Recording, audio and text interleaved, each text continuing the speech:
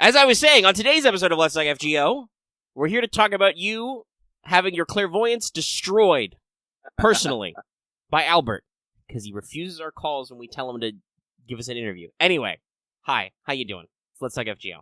I'm one of your hosts, Omega. I am currently looking for a CE drop still. How dare. With me, as always, Lucky, who may or may not be doing a funny voice. I hope everyone is enjoying Fate Grand Order, aka Excitement in the Air. And while we here at Studio Omega like to bring you the latest in FGO-related news and memes, we will be talking about current and future events for both the JP and EM versions of the game. So anyone not wanting spoilers should have their bleeding clairvoyance destroyed. Lucky just going full send. I really do need to work on it so I don't lose it during... That's fair. During that reminds me of all the... eventually, Team 4-Star switched to doing all their little disclaimers at the beginning of every Abridged Series episode in a character voice. Yeah. Those vibes. Anyway, hi, this is Let's Talk FGO. If you want more accent theater, please go watch our actual plays. The playlist is quite long. It's cool. I don't know. I still kind of, what's the word, writhe, thinking about on the voices we do on Ace Attorney, specifically. You should also go watch Ace Attorney, but, we try. We're trying, okay? Let's give it a start. Okay. Anyway. This is Let's Talk FGO. I'm not sure I was speaking words there. No, you won't. It's okay. We spoke at the same time. I don't think anybody understood either of us. Eh. I'm pretty sure that's how that'll go down in the recording. Anyway, this is Let's Talk FGO. Hello. We're here to talk to you about FGO. Hello. There's quite a lot of news here, but also there'll be more news in the future, but that's still like a day and a half away? It's the 31st in Japan, which is like the late 30th for us, so time zones, y'all. It's coming. Yeah. But I'm okay saving that for next week in a big blowout show rather than fuck up what order this show comes out in. Because I have other stuff to do with my time. Many, many things. Like getting ate by a cheliceraate.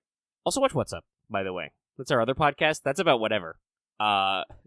Spoilers, this episode will probably be a little bit of the baby What's Up, because I think we got like 9 mailbags right now. So we will do Fanservant Friday later, but it'll be something. Right. All right, Axe, I'm gonna keep if you doing want to this. produce the show so much, why don't you do this podcast for 5 years? Anyway. Don't encourage him. Well, maybe if he does his own show, he'll stop trying to produce my show. Maybe. Where were we? I did the intro, Lucky did the intro. Right, we're going to check in with Mash, everybody's favorite Kohai. I have a button for this. Senpai! 起きてください. Because it's time for Wake the Fuck Up Senpai Register for Pro Tips. Also, eventually I'll do a patron read. Eventually. When I figure out where that goes.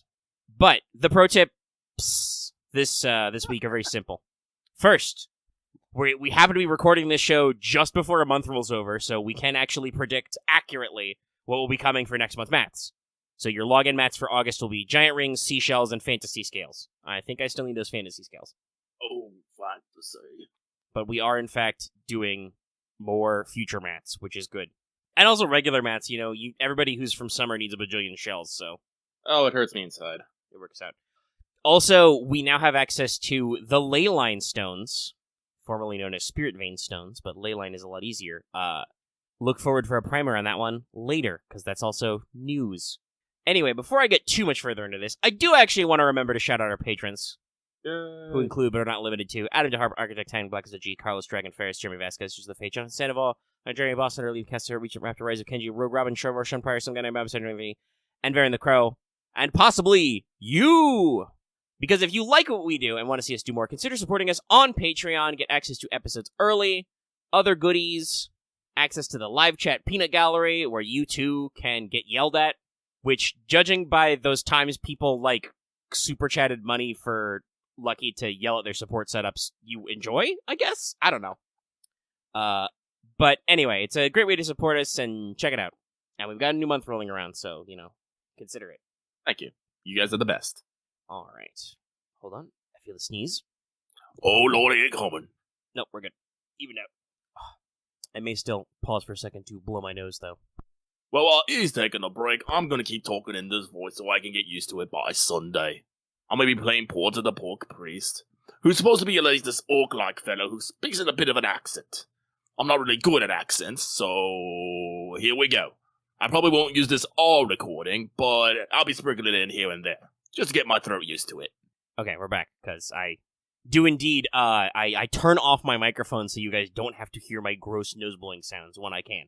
Sometimes the stuff sneaks up on you too much, but we are moving on. I can close that tab now as well, and keep rolling, because it's time for Records to the Throne, a regular achievement topic. No, Lucky's voice won't be stuck like that. I think it'd be hilarious if it was. It would be funny, but no, it won't work like that, because that involves an accent for pronunciation that's not native to Lucky, and he's not surrounded by those people. Very true. Maybe if you spent a summer in London. Anyway, Records to the Throne, a regular achievement topic. I have acquired NP5 Python and 100 missions down. I'm gonna scratch my beard. Me, I'm also MP5 Python, but I'm only 96 out of 100.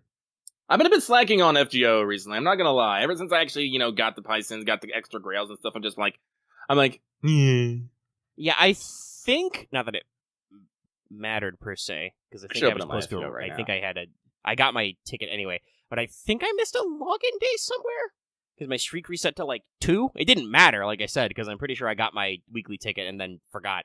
Maybe I literally reset on the first of a new day anyway, it just means I lose the streak number. I think I was just in the post. Didn't notice. I think I was just in the post-event glow, I was like, oh god, I'm done with the story, and I took a breather, and then suddenly 2 days went by, I was like, shit! Yeah, not that the post-game, the post-story content and getting all those extra Pythons isn't super worth it, which we can mention now, because it's not in my notes for later, and it's relevant, but, all the little bonus quests, and then the extra episodes you do, the frickin' Emiya fishing contest one, brilliant, loved it, especially with a little bit of coup at the end, kind of wish they don't have coup in there. And the, Gil lurking on the horizon, quiet, don't talk about anything, you'll summon him, but, a lot of fun there, but yeah, after all that, it's just okay, cool. The only reason why I cleared 100 mission is just because the missions, my last couple missions were just, hey, do free quests on night side, and it's well, now that I can pick which time of day it is, that's ludicrously easy. Go forth, my Vinky, and loop! Still no CE drops. But alright, we will skip over evils, because other than maybe login streaks, nothing evil has happened. We're just chilling, It's that post-summer vacation malaise. You've come back from your trip, but school hasn't started yet, and it's really fucking hot, so just gonna mind your own business. And ask, did you finish your master missions? So to complete your master missions this week, you need to defeat 20, then 40 enemies, not servants or certain bosses. Defeat 15 Saber Caster enemies, not servants or certain bosses. Defeat 15 Lancer Assassin or Berserker enemies, not servants or certain bosses. You noticing a theme here, guys? Clear 15 Archer Rider class enemies, not servants or certain bosses. And then clear a quest with a swimsuit servant, no costumes, the real deal, the limited ones, 5 times. So basically, do the event. Not even gonna fanfare it, just do the event, and if you don't want to do the event, or if you're literally have nothing left to do in the event, you've farmed your last couple CEs, you bastard, you can just go bully Fuyuki over and over again to get your enemies of the right classes, because, again, it literally doesn't matter. You just need to beat up a lot of guys. The main thing is just remember to put a swimsuit servant in there. Probably, if you were working on completing your event missions, a Python for bond levels and Lancers and stuff, but any swimsuit servant you happen to own will do. It's just, if you're a brand new player, you've probably got a temporary, or hopefully permanent Python to work with. There you go, master missions. Boom. Boom. Moving swiftly on, it's time for some news. So, first of all, a real stunner earlier in the week, though obviously stunning everybody. Summer 5 Banner 3! Start on the 25th, going until the 6th. Surprise! Banner! Everyone was destroyed. Yeah. This is a Summer Jean, a Dantes, a Fujino, and a Summer Kyo raid up, plus all the new Summer CEs. In my notes I wrote, everyone was bamboozled by this. Some people were quite upset. I mean, I don't really see any call to be upset, because these are just extra raid ups that you wouldn't get, because normally it would be another 6 to 12 months before you got a Fujino crack. I don't know about Dantes and John or whatever. Those swimsuits do get in the rotation. It's kind of interesting. Summers used to have 3 banners for sure, for all the extra stuff. And then they kind of dropped it, and I guess just because they wanted to make sure to pad out the rest of this month, and they decided to bring it back, or maybe they used their future casting knowledge to be Summer Jean isn't going to have a banner for, like, a while. Same with Fujinon and stuff. Actually, I don't even know when the next Dante's banner would be either. Because we had, I believe Dante's had a raid up along with Nightingale for the permanent prison tower earlier. Oh, I'm sure that somewhere in the next 2 years they're going to sneak Arjuna Altar in at, like, Thanksgiving. But probably only, like, once. They won't I don't think they'll make us wait the, like, full 3 years or whatever it took regular JP, but it won't be that frequent. But yeah, so everybody was bamboozled. It's kind of interesting. It's not super impactful.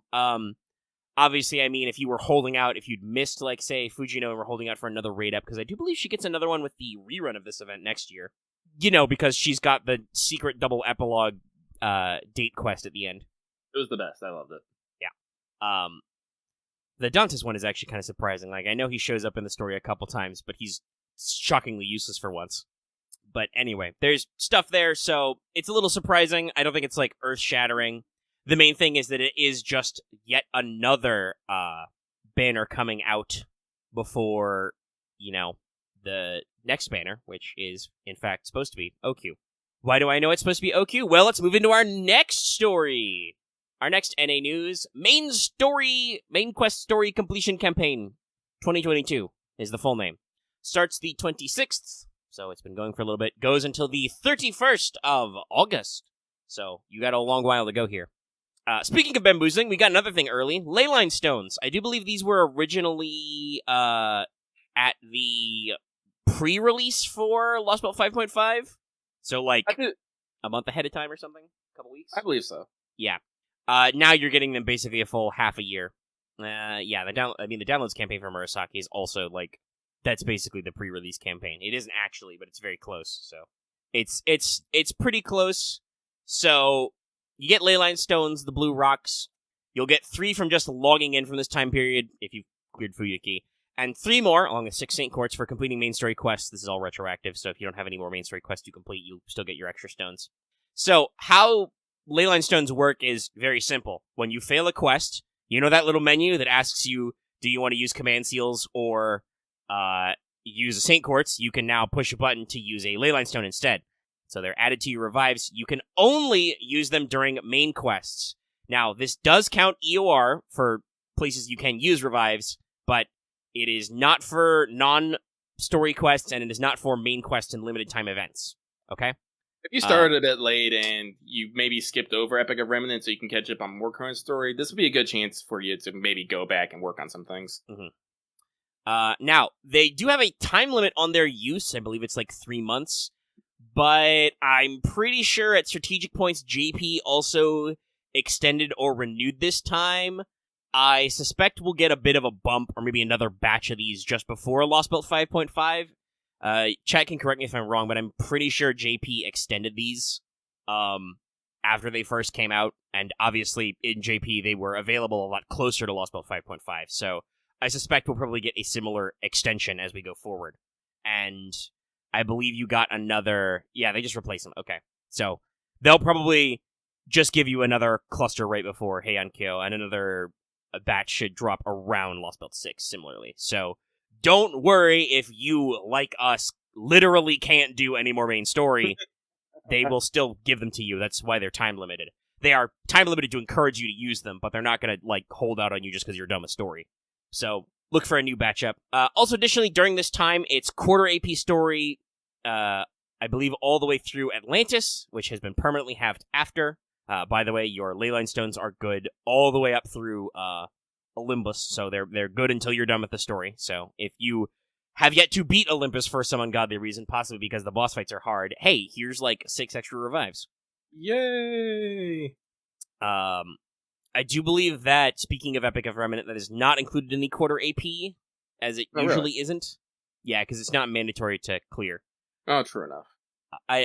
I'm not quite sure why it's placed now, other than, again, they're spacing out time to, you know, better manage the next couple of months in the schedule, because it's going to be weird.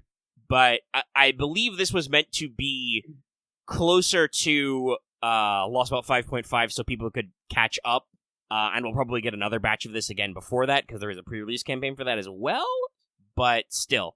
I think it's probably more of an incentive to get people rolling on that ball instead of giving them like maybe like a week or so.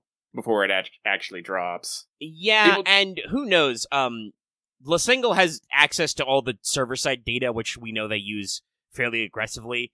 It may be then JP, when Leyline Stones came out, people did not use them right away. Mm-hmm. And so they want to actually, like, give you enough buffer room so that if you are behind on story, you have a reason to use them because you've got nothing better to do. But this announcement also confirmed OQ Rerun is coming early August. I'm excited. What day does the summer event actually end again? I thought it's like on the 31st. Is it the 31st? Yeah, I think it is the 31st, but I will pull up fate-go.us if it will load. Load, you It's fool. almost never chunky for me. I don't know why. But The internet's been weird recently, guys.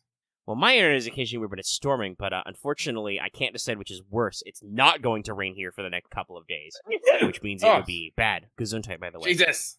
That caught me off guard. I told you, they sneak up on you. They do. Okay, Monday night. Monday That night. is the... Yeah, First. basically the first then. So I would assume that week sometime will be OQ. And I like how they put out the announcement, it's definitely coming, because, you know, as usual, I think there were a few people who were a little chicken little, but yeah, it's coming, it's important. It's part of the cycle of banners, and also, as I mentioned, I believe last week or 2 weeks ago, Scheherazade has a rank up that comes with that rerun, so it's kind of necessary. I don't understand why people think we would actually fully skip events, though. One, we've talked about this before, because, as you guys know, we've been doing this for nearly 5 years straight. It was originally suggested a way long time ago when Albert was questioned back when FGO was first starting out, what would happen if we had to skip events for any reason. He said that they would run the banners and skip the story.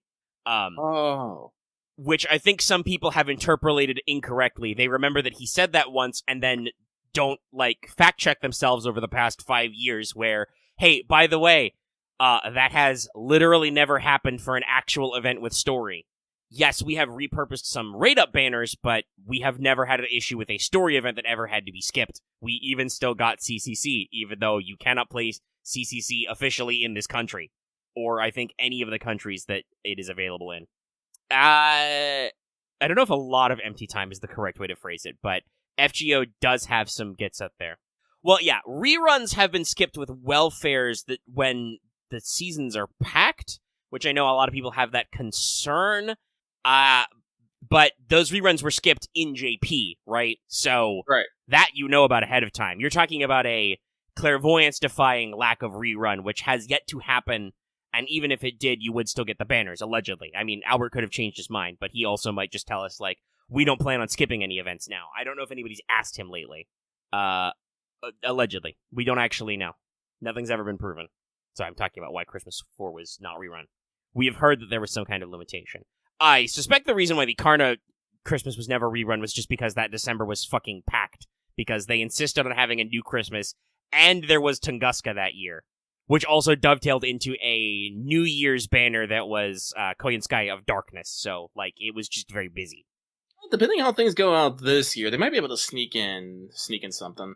If I remember correctly, well, Welfare Martha is cute, and, you know, Kitchen Tarrasque is amazing. If I remember correctly, that event didn't have much substance to it. I don't remember people really talking about it a lot. Did it have a new servant? I don't even remember. I don't think it did. Was there a new raid? I think all of like Delightworks / Lasengle's effort was, yeah, they didn't even have a new servant for that. I think all of their effort was towards Tunguska and the follow-up.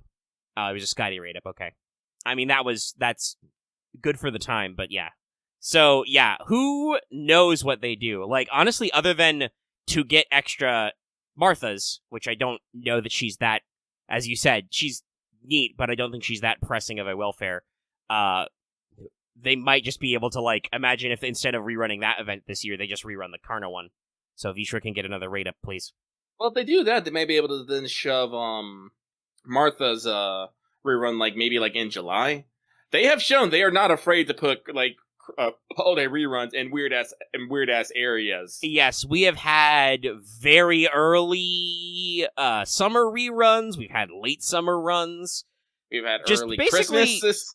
Yeah, basically, what you need to look forward to is, like, yeah, God, the Christmas rerun for, technically this year for us, if it goes according to JP's original schedule, was, like, in, October.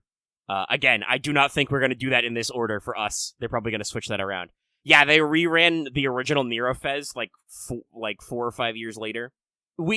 They do a lot of different stuff to fill time. I think, basically, Delightworks / The Single learned a lot of lessons from their equivalent of our year for us in JP, because that was the peak Backstreet Boys reunion tour year. We've talked about this before.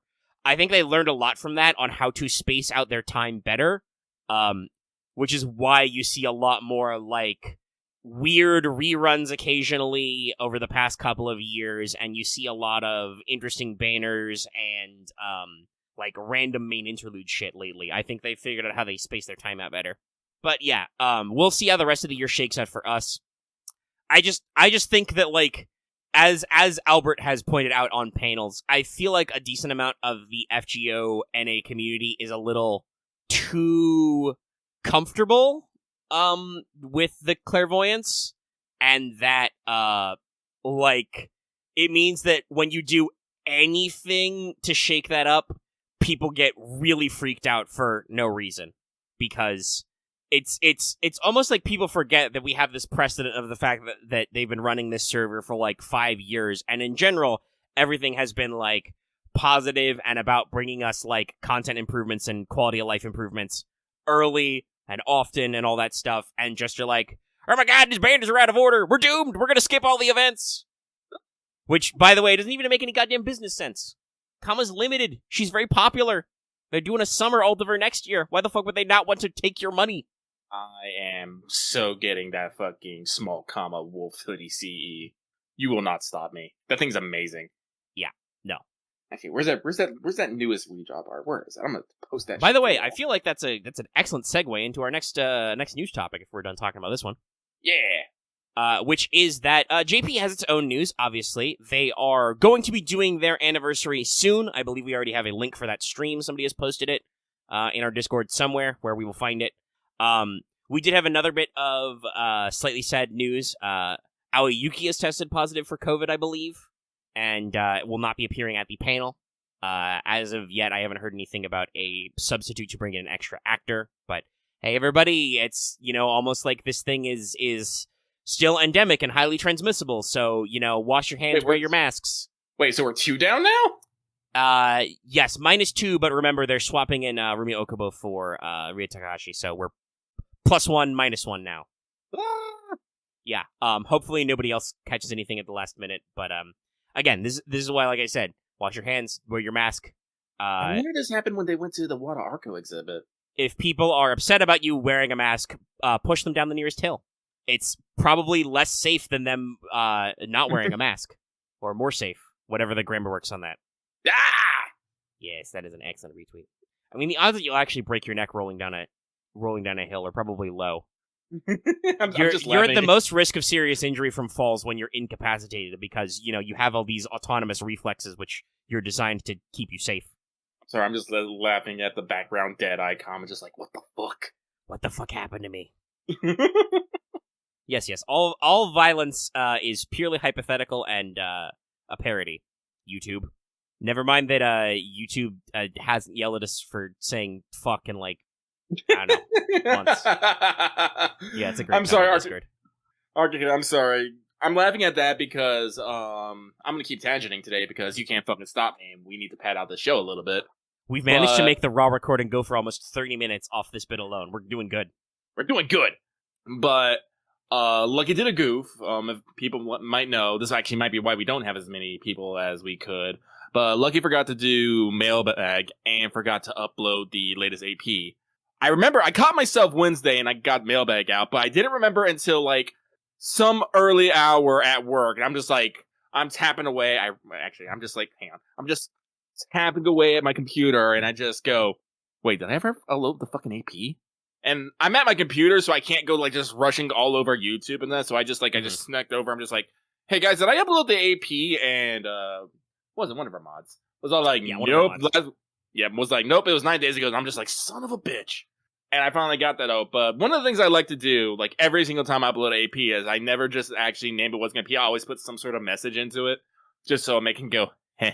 Oh, yeah, that's And, right. I don't think I've actually looked at our content list today, because I obviously, hey, guess what? We're recording this show. I'm not setting up to post the AP publicly. Laughed. I think I can guesstimate. Hey, are you okay? There we go. Okay. A little bit of lag there. I was like, are you okay, YouTube buddy? That is funny. All right. See? Also, goddamn YouTube. Check's still running. Jesus Christ. Yeah, I don't know why. By the way, if anybody ever wonders, like, if you ever see Omega, like, vanish off the face of the earth for, like, 30 minutes on a Thursday night, that's because I'm trying to upload the Yu-Gi-Oh! Prog video, and for some reason, YouTube has decided that it requires, like, 100% of my energy when it does that. Which it does sometimes still, and I'm just like, okay, alright, fine, have it your way. Suck it up. Suck it all up.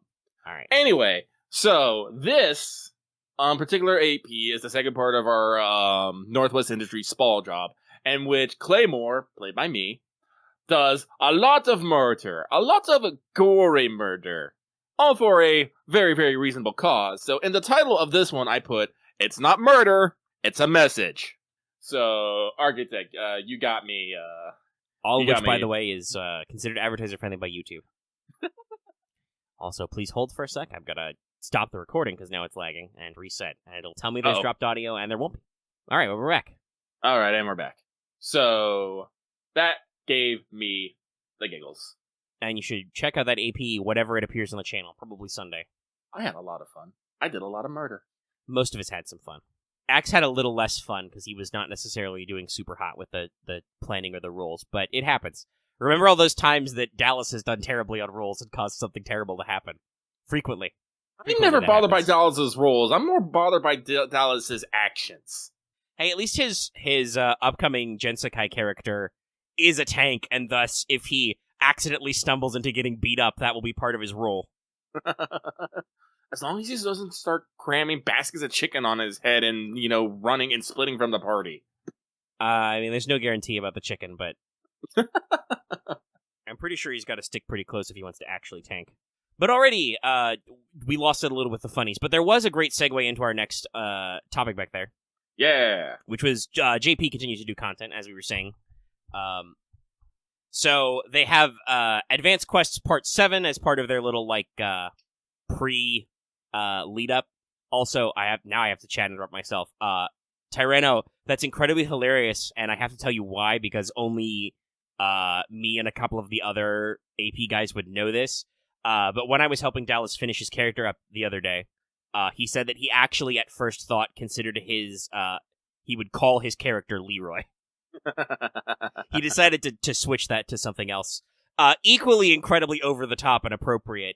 I forget what his first name is, but I think his last name is something like Frostbane or something. He's channeling Mad Forgotten Realms energy. He knows what's up. I think he's channeling Mad WoW Death Knight energy, but there's a lot of references. Anyway, we do have new advanced quests. They drop the 30th, so soon-ish. The first batch of quests that we are releasing are for CEs, which will improve your drop rate with bloodstones, shells, and feathers. So those are actually happening. I think they've said those would be coming before, because that sounds familiar, but they're actually be dropping. And there will be another batch of quests later. They've said there's going to be another set in this set of Advanced Quest 7, so there'll be more CEs, which come soon. But also, this leads into the pre-anniversary celebrations. There are bonus limited-time master missions where if you clear advanced quests, you get rewards. So you don't have to clear Memorial Quests to get these rewards. And this includes your CE exchange tickets. The whole lineup isn't known right now, but you get 2 CE exchange tickets through this, and also up to 140 mana prisms this way. So excellent. The first ticket and the first batch of mana prisms is on the 30th, and then the second batch is the 31st. That's the limited missions, but here, let me make sure I'm copying this correctly. Because we also now actually have graphics and stuff to ponder. The CE selection, about half of them are still a mystery, but we know several of them. So, for instance, in the Russia theme block, we know for sure that you're going to get Chiome, Kama, and Taikobo, but there's 2 more that we don't know yet. For the Scandinavia theme, you can get Izo, Hajime, and Space Ishtar. The Space Ishtar is adorable. I think I'll be picking that one. The China theme they've revealed Arash Merlin and the Brenya Nikits. The India theme has Sima Yi, Zenobia, and Billy the Kid, which, he looks incredibly normal, but of course Billy is wearing ripped jeans. Our Greek theme is Artoria Ruler, Jacques de Molay, Space Hijikata, and Bargast. It's kind of funny, the themes so far with the CEs, and we know there's 6 of them in the Greek theme, are split between, ladies in long white dresses / togas, and then space! So hopefully the last 2 split that theme. Our Japan theme for Heiankyo is Ruler Moriarty, Charlotte Corday, and Melusine. And our Britain theme for Lost Belt 6 is Ku Alter, Mao Nobu, and Red Hair. The Mao Nobu one, by the way, very spicy. Delicious. That's another strong contender for me, but like I said, about half these are hidden still, so I'm going to presume that we're going to find out what the last couple are once the ticket actually goes live. Basically later today. Your exchange duration is from the 30th of July to the 17th of August, so yeah, we're in that full pre-anniversary lead-up. I assume there will still be memorial quests this year, because why the fuck not? But, though they might not, because the Road to Sevens are basically that, with the special quests, but they are not tying those to the exchange CEs currently. So you get 2 just for doing advanced quests, which you want to do because they give you CEs that improve your drop rates. They're very cool. Very nice. I kind of hope we get them early, but I kind of expect we might not. If only because, as seen from the Servant Coin incident, that, bolting on new systems a year or 2 early really spaghettifies the code a little. You gotta be careful with that. But yeah, so we're in the big anniversary lead-up. Everybody is, chomping at the bit for who the new servant will be, what the remaining CEs are. I personally am, really excited to see, they usually do a batch of just straight-up rank-up quests, every anniversary. So I'm looking forward to a new blob of those, maybe. All kinds of fun stuff. Give me Tiamat. That's all I want. That's all I need. Yeah, everybody's excited. New servants. I want to see the rest of the CE lineup, rank-ups. And, usually they come forward with a big blob of Saint Courts and a new quality of life type thing, so we'll see what happens. But hey, this will be our, will this be our first anniversary with Pity Rate? Or did we have the Pity Rate by last anniversary? No, Pity Rate came in early in the year, this year. Yeah. I believe it was January, actually, yeah, was it New February. Year's? Yes. Yeah, it was New Year's. Okay, so first Coin Sky of Dark. So, yeah. So, this is your first anniversary servant with Pity Rate. Won't that be interesting? But I'm pretty sure Pity Rate has convinced people to spend actual more money rather than less. Probably, because it replaces the RNG with the guarantee. Now you no longer go, well, my soul's crushed and there's no guarantee I'll get this thing, as opposed to, well, if I just spend a little bit more money, I will get this thing. Which, may mean that Los Angeles makes more money, but is, I believe, technically considered a less predatory business practice, because you know that eventually you'll get the thing if you throw enough money at it. Yes. But you might get the thing early. But yes, that is all of our news so far. Expect next week's show to be exploding with just all the news on the anniversary and stuff. Well, and also, you can budget better because you know exactly what the cap is, allegedly. It's an interesting prospect. Oh, no, yes, we probably should throw that out there. That is something that also happened recently. The FGO icon in JP actually changed. It now has a little 7 on it. It's neat. Yeah. At least according to some fact checkers in our audience, this is the only time the FGO app icon has ever changed for any reason, so that is double neat. We're really going ham on this celebration. Like I said, we'll be sure to give you the explosion of everything once it actually comes up. Yeah, I was just double checking. If you go to our Discord in the news desk channel, which has a hook to gather news and stuff, there is a huge link dump for all the streams for the anniversary, which is taking place over 2 days. So, specifically, the anniversary release stream will be, for our time, will still be Sunday, July 31st at 3:30 a.m. Eastern or midnight 30 a.m. Pacific Standard. And they've blocked out about 2 hours for streams. But that will include the actual proper stuff. So the fact that that's not happening until like we said, the 3:30 time a.m. on Sunday night or Sunday morning, I should say. I'm comfortable not talking about that news yet. Yeah.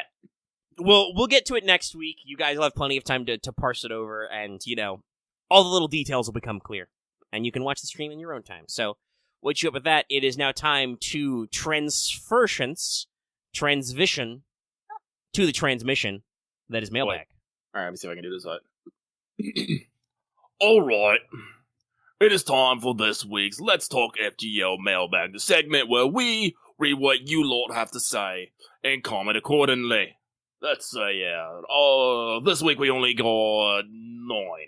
Not a big number. Not a fan of it, not a fan, but it is what it is.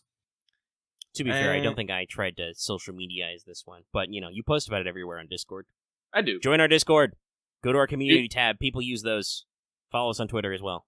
But Patron mostly chat, if you follow us on Twitter, mostly if you want Loth memes. Patron chat, do you want me to read all these questions out in Porter's voice, or you want me to go about this as normal? That's good. Pitch it to the patrons. Hey, support us on Patreon. You can make this decision as well. I'm already imagining the next time we live stream for something FGO related, there's going to be like people throwing super chats and stuff for... That's not a decision, Legendary. That's abstaining. Just say you're abstaining. No. He's saying it, whatever. Whatever works for you. Do you want to do it the whole time? No. We're not. We've got 2 or 3 funny voice. 2.5 funny voice to 1 normal. It seems like Accent is winning. I'm going to say that Axe is just talking crack cocaine here, trying to tell you to switch accents mid-time. It's nonsense. I do need to practice. Alright, so I will try so I can get in some peak Porter practice to do this in the Porter voice. Alright then. This first one comes from a master experiencing his own Summer 5 camping trip. He says, "Hey, Lockheed Omega, no question this week, just good vibes, wah wah wah wah wah wah wah, and camping energy. Nice." I don't know why, but I wasn't prepared for Porter vibes. I should have been, but I wasn't. Well, thank you very much. So, thank you very much for your energies. I hope you are actually having a good time up at summer camp, whatever you're doing, and good vibes right back at you as well. I advise you not to fall down a hill. Please don't. Alright. Next one here. Commandant of the Purifying Force. They say, "Greetings, Studio Omega. Just wanted to ask you guys if you heard or at least checked out the Chaldea FGO tool for PC as a browser extension and Android app. And what are your go-to resources for your general FGO references on the daily? I personally use the Chaldea FGO tool on my Android phone as my companion app, even when I'm offline, to keep my FGO life organized, giving you all my positive good vibe energy. Wah, wah, wah, wah, wah, wah, wah." I definitely gotta practice this more. Yeah, I'm Googling this thing you mentioned right now. Well, I have not checked it out, but we will check it out. Yeah, it seems like it's a pretty simple companion app. It, keeps track of your Mac requirements and stuff. Honestly, if you want to ask me how I do that, internet. Because I have a, work-from-home job. I'm not usually far away from my PC anyway, so I just Google things. There are a lot of extensive, resources over the years. So there's charts for, free quest drops, and, there's calculators on, GamePress and stuff for mats. We have a whole robot channel where our robot tells us about mats. And then, honestly, other people can use this power too, but we run the community Discord we have about our community, which is FGO related. So at any time, I could jump into our FGO related channel and be like, "Hey, yo, what's the best free quest for blah blah blah?" And 4 people would jump out of the woodwork to tell me. It is like that. I also hope you appreciated me leaning back and yelling. But as we say, it do be like that. Yeah, I'm trying not to add any more particular complications to my FGO life. I think the only thing I really need is a timer to remind me to log in. Yeah, basically. But It's funny how, like, I haven't opened up Blue Archive in forever, but they still send me notifications regularly, and, like, FGO's notifications are so infrequent. They're like a day after a banner comes out, they'll be like, hey, BT Dubs, there's a banner going on. And I'm like, huh, neat. I've already technically missed some of the raid-ups if you waited this long to tell me. Probably. Like, it's interesting. I wouldn't mind if FGO was just like, you know, every time a new day rolled around, it's just like, ping dong, server reset. You can log in now. I don't think a lot of people would mind that. Next time we get a survey, let them know. Give us a login notification, y'all. Actually, you know what I want? I want a fucking roadmap. Like, I don't know, like, I honestly don't understand the whole we're gonna keep all our events secret thing, actually. Like, especially with these going out. Like, we only find out, like, maybe, I don't know, a few days, a week, or we get some sort coming soon. Like, cause, specifically speaking about Blue Archive, they actually have a roadmap that leaves up, like several months in advance. This is how that me and the lads who play it still know that, you know, our death incoming, Wakako, the fox girl played by Chiyo Saito, Mad Tamamo Energy, is coming like early September, and we're all like just like vibing in our pockets, like. I feel like I've asked this question before, but I will reiterate for the audience. Does that include? Do they do that same roadmap for the JP version, or whatever the original server is? I don't know, actually, because like technically, obviously, the NA release could do that with our Clairvoyance, but I feel like just the way we've done this with the community, like Albert and a lot of the localization team who like handled our local side like marketing and translation and stuff, just know that we know things, and so it's almost more like when they can actually surprise us, they get to surprise us, because otherwise we are never surprised by anything. I suppose. Like, it is literally at the event, like at the panel event, people were like, yeah, but there's more, and he's like, all right, you're sucking all the fun, because people knew that Nissan was going to multiply the Saint Courts by 5, so like, it's the superpower of Clairvoyance has made our relationship with the like event lineup a little weird. I guess that's true. Like, speaking of Blue Archive is actually on an accelerated schedule. The events that we're getting now weren't supposed to be until like late winter, early next year. So they might be just doing it just to let us know how things are necessarily going to shake up and like how quick things are coming at us. Yeah, I mean, like, I hope that we're available, like, whenever they have news to post. They keep doing stuff like they generally do. Like, FGO will let you know how long you have before another major story event, which can be news. For instance, you know, Nissan at the anniversary panel was like, Lost Bow 5.5 in November, and we're like, huh, whack 'em. Okay, cool, good to know. And similarly, for the, like, talking about the main story release, they've also been like, by the way, OQ in early August. And if they keep being, you know, chaotic with the event releases, they might be a little better about that. Now, the timing, like you said, technically, if our guesses are correct, the, like, announcement that OQ is coming in early August might only be, like, a week early. Though, again, like we said, with the Clairvoyance mindset, most people were like, it was technically quote-unquote late, so people were wondering where the fuck it was. I don't know. It's an interesting question. I certainly wouldn't mind if the exact dates of things were clarified earlier.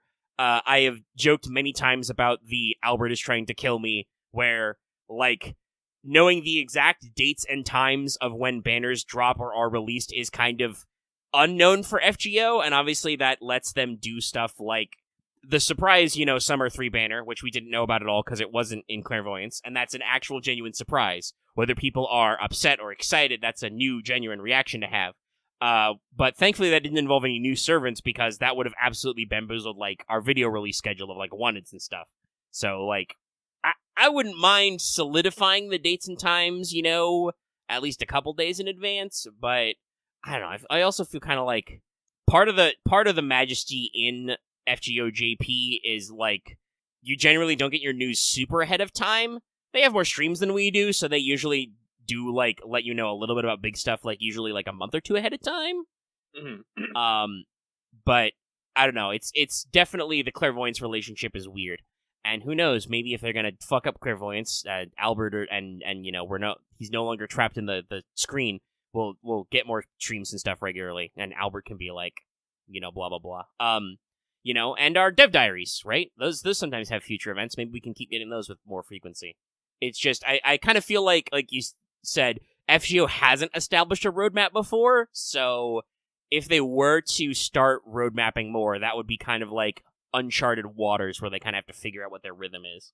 Like, do they straight up just tell us what events are coming out? Like, when August happens, they're like, and here's what you can expect this month, or the couple weeks, and then fill us in. I don't know. Also, I gotta wonder, did they know exactly when some of these events are coming out sometimes? I'm not sure. We don't usually get delays, but sometimes it does feel like there have been delays. Who knows? Anyway, I scratched my nose. We've talked a lot about that one, so. Right, we shall move on. Alright, this next one comes from King of Apples, who can't remember the last time they used a 4-star CE that wasn't for an event.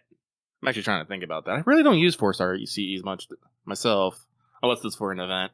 I have a fuck ton of them, though. I mean, Jesus. I love Imaginary Element, the 75% CE. I usually go for 5 stars. I'm like flicking through some of my teams right now, but not always. It depends on making the cost balance out. Mm-hmm. 4s are a little more there. But I say, question: in terms of large space objects, who would be more powerful, Chaos or Belmana? I think it's Chaos, because Chaos is more a primordial concept, while Belmana is just kind of a huge galaxy kind of thing. Yeah, the Belmana is like that is just Ishtar's giant body.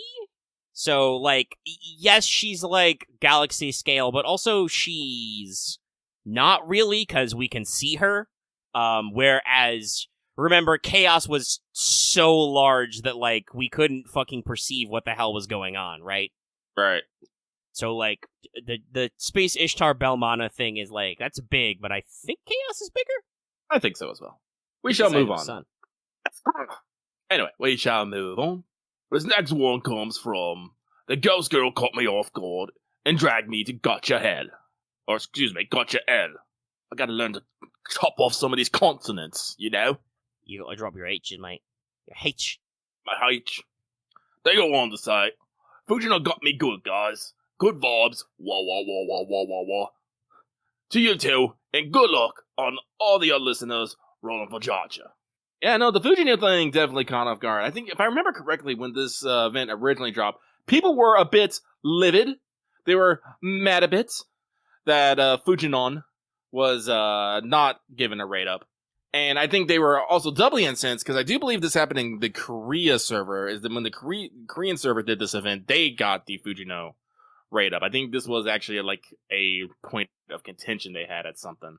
Yes, and people did bring that up for us, that technically Korea did do this kind of weird thing first. Mm-hmm.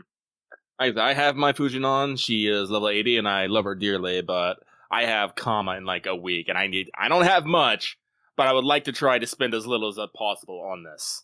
Like, I know there's at least 3 comma rate ups in the next 2 years, and I want to pick up a new comma on each one. What the fuck? Sorry, somebody's got posted in our regular Discord, they've posted a big collage of all of the CEs that have been posted on the internet, which includes lists that are not yet revealed the exact requirements of, for the new event, and some of these are like, damn, I didn't even know. There's a fucking China Berserker Musashi, you can tell it's Berserker because she's tanned, and she's got Kanchon Byakuya. Ah. And I'm like, what? That's illegal. I mean, we should not predict Korea, and also we should not acknowledge Korea because they're dead. Their timeline is destroyed. They were incinerated. But, yeah. Is that fucking Mandricardo in like some traditional Japanese getup? I think it is. That's pretty funny. He looks so nonplussed. But he's literally screaming internally. If Discord will allow me, I'll just copy and paste the image directly into our patron chat. But who knows? It might be too spicy. Nope. Okay. Alright, so where are we? Alright, so moving on. The next one here comes from the man who failed to get the first print of the Oberon Comic Kit art book. I heard that book broke some things. Yeah, that's probably to be expected. I believe the author said they were gonna break some shit, actually. Because in case you guys don't know, it's gonna be Comic Cat 100, so like a lot of people who haven't been there in a while are coming back. So there's a lot of bigly merch there. I think Wright is selling a book. Oberon's Artist is selling a book. Wadarku's probably got some stuff. I think freaking like Takeuchi and Nasu are gonna like actually show up with something, in part of the celebration. So, Heck, yeah, it's a big deal. Very big deal. Let's see. This might be some interesting news. It looks like Musashi-chan and Q Ultra Plush is back on pre-order on Right Stuff in Tokyo Toka mode. So for people who missed them, I would definitely order now. If people missed the initial batch. As for my question, which fate-related thing would you like to see in plush form? Does this have any punctuation at all? There is a period at the very end of the comment. This is a bladed run-on sentence. Are you Yes. mad, man? Very run-on sentence. Anyways, keep up the good work. Lucky is a simple man. Like, what would you want to see as a plush? Give me a Tamamo plush or a Kama plush. That's all I need. I'm good, fam. I That's thought it it. would be pretty funny. I thought it would be good too. Actually, don't they have some faux plushes They might somewhere. somewhere? But yes, I have just looked at Right Stuff. The Musashi-chan plush cushion is available for pre-order. It's $41.98. I assume that's some kind of transliterating the price from yen, which is why that's a weird fucking number. They might be having to ship a product from overseas. It's interesting because it says it will not ship to Japan currently. Only ships to US, Canada, Central and South America, Australia, New Zealand, UK, and Ireland. Can't be shipped to Japan. Also, if you live in mainland Europe, fuck you as well. For reasons. Release date is allegedly the last day of this year, so I don't know when that's exactly going on. But they're taking pre-orders. I'm trying to sign the play agent so I can check on my Wada Arco art book here. Yeah, Why not can't fucking everything right. just be on fucking Amazon? Fuck! What is my password? Let me sign in, you animal! Not letting me sign in, guys. Ripperino. It is a reprint, Hang on 1 second. 1 second. While Lucky's doing that, what the fuck, Legendary? This is super cursed.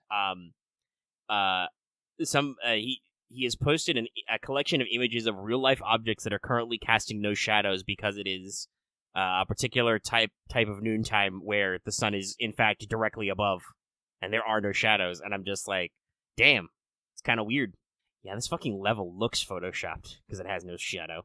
Like some of these are okay, like the street posts, like the little things to sidewalk protectors casting no shadow. Like for some reason my brain's just like, yeah, whatever. The shadow's just where I can't see it. But like the level, I'm like, that literally looks fake. How has science done this? Okay, so I can't log in for whatever reason. I'll figure that out later. It's not supposed to be released and ordered until August anyway, so fine. It's fine. It's all fine. It's not like I'm having fucking fits about shit getting lost in shipping.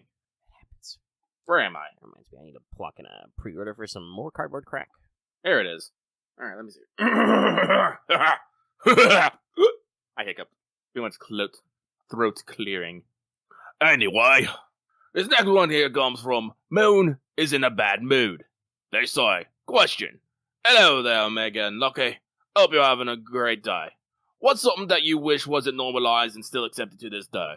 Personally, for me, it's the pressure to get married once you pass a certain age, even when you clearly state you're not ready / not interested in the slightest. I have some radical opinions, but I'll go with the safe yet perverted one, and Lucky's gonna say polygamy. Some people might go, oh my god, you harem-wanting pervert, and I can go into exacting detail why that is not the case, but I shan't, because that's gonna take way too long to explain. I mean, I'll say this. I still get a little nettled by people. It's still like a joke in some in society that I've seen like in recent videos about like, oh, what do you do with your life? You gotta like get up and move out of your parents' house. And I'm like, as a person who still lives with my parents and I'm almost 30 years old, I'm like, I don't think the housing market has been good like a single fucking year I've been an adult. Like, you need a lot of cash to move out, okay? It's the economy is fucking weird, and I don't think it's been good, in the last, 20 years. It sucks. Everywhere is, so expensive. How the fuck am I supposed to make enough money to move out of my parents' house? I suspect some of the jokes are meant to be a little self-effacing, because they are also people making internet videos, but still, it's kind of weird to me. Do you want to know something weird I've been thinking about? What's up? I think I've been feeling like I've been wanting, not to fly up here to just stay, but fly you up here to visit to see how you like it up here. Visit, hang out, do stuff. We could try that. We could probably not do that in high summer. No, not in high summer, nay. It's probably going to be a spring / fall event. Where things are nice, temperate. That seems feasible. Actually, when is I have SakuraCon? I have done such trips before. When is SakuraCon? That's next spring. I wonder how much That will take some logistics. All right, we're not here for that. I'll well, think about hey, that later. if it's next spring, we have time to plan. Yeah. Okay. So But yes, let's move on. let us move on. So there's our answers, and we move on. This next one here comes from a master spending the night in Oni jail with some of Kiara and some of Raiko, fighting over who gets to discipline me. So let's see here. Lucky needs to see what just got posted on Let's Talk. Alrighty, I'll go over there. Nyum. Sorry, I'm reading ahead in this question, and it's something that's actually kind of funny. But we'll get there. Oh, you can actually hear the what? What? Oh, I gotta retweet this. Yeah! Alright, closing. Going back to what I was doing. Reading. Oh, where was I? Oh. Hey, look in Omega. Hope your week has been good. It's reached 100 degrees in Washington, but since I grew up in California, it doesn't bother me much. It should! Oh, it should. Everybody should be bothered. It is currently nearly 10 o'clock at night. It is 82 degrees outside. The nearest rain is 33 miles away. Thanks, Windows. Like, when it gets like to 85, 90, I'm like, okay, it's fucking hot, but I'm not having a fucking concern. You know? When it gets over... The fact that people are complacent about the temperature is like why we're dying of global warming right now. But let me Europe see being on fire is not normal. Like, literally, California literally erupts into wildfires every year, and people are just like, yeah, it's that time again. I'm like, you should not be okay with this. Yeah, some of those wildfires are probably all right, but not all of them. They're not supposed to burn quite so long and quite so far. They also should not be started by gender reveal parties. Stop that. Stop it. Luckily, I think that one big wildfire that caused has kind of killed that one out. I haven't heard any stories about that in a couple of years. That and just COVID killed parties, period. Unless you live in Florida, this state super sucks. Also, by the way, let me tell you from personal experience, I keep hearing people do rumors about this.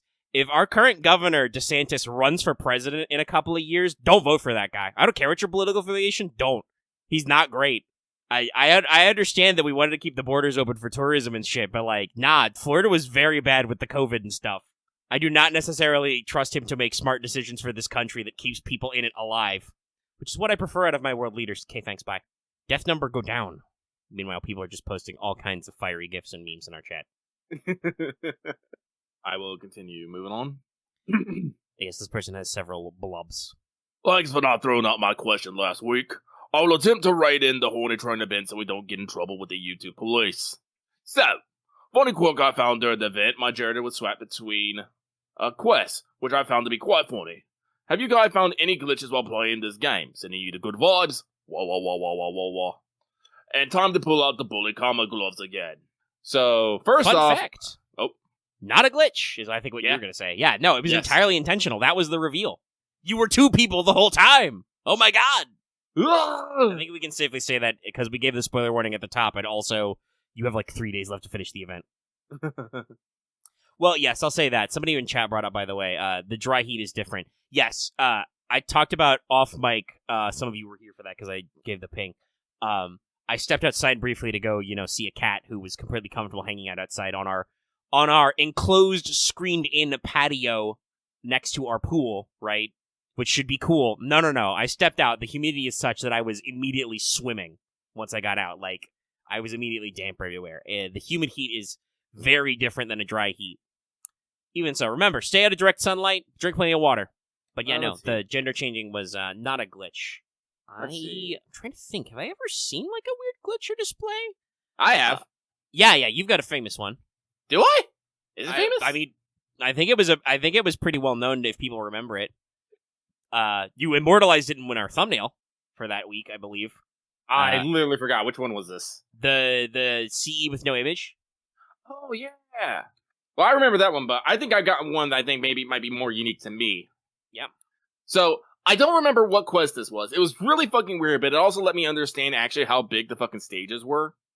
Back during, I can't remember, I think it was during the first time Card No Kill Guy came out, I did a quest, and the map glitched out and revealed the entire map, and shows that the map actually extends, like, 3 times in every direction. Just stretches out. And it has, like, has little details, and the part that you're just seeing is just the bit that's been zoomed into. That's probably how they can, like, fit, like, big bombs and stuff on like that, because they just literally stick the ass in and, their extra space and whatnot. Yeah, they got some wiggle room. Yeah, they got some wiggle room.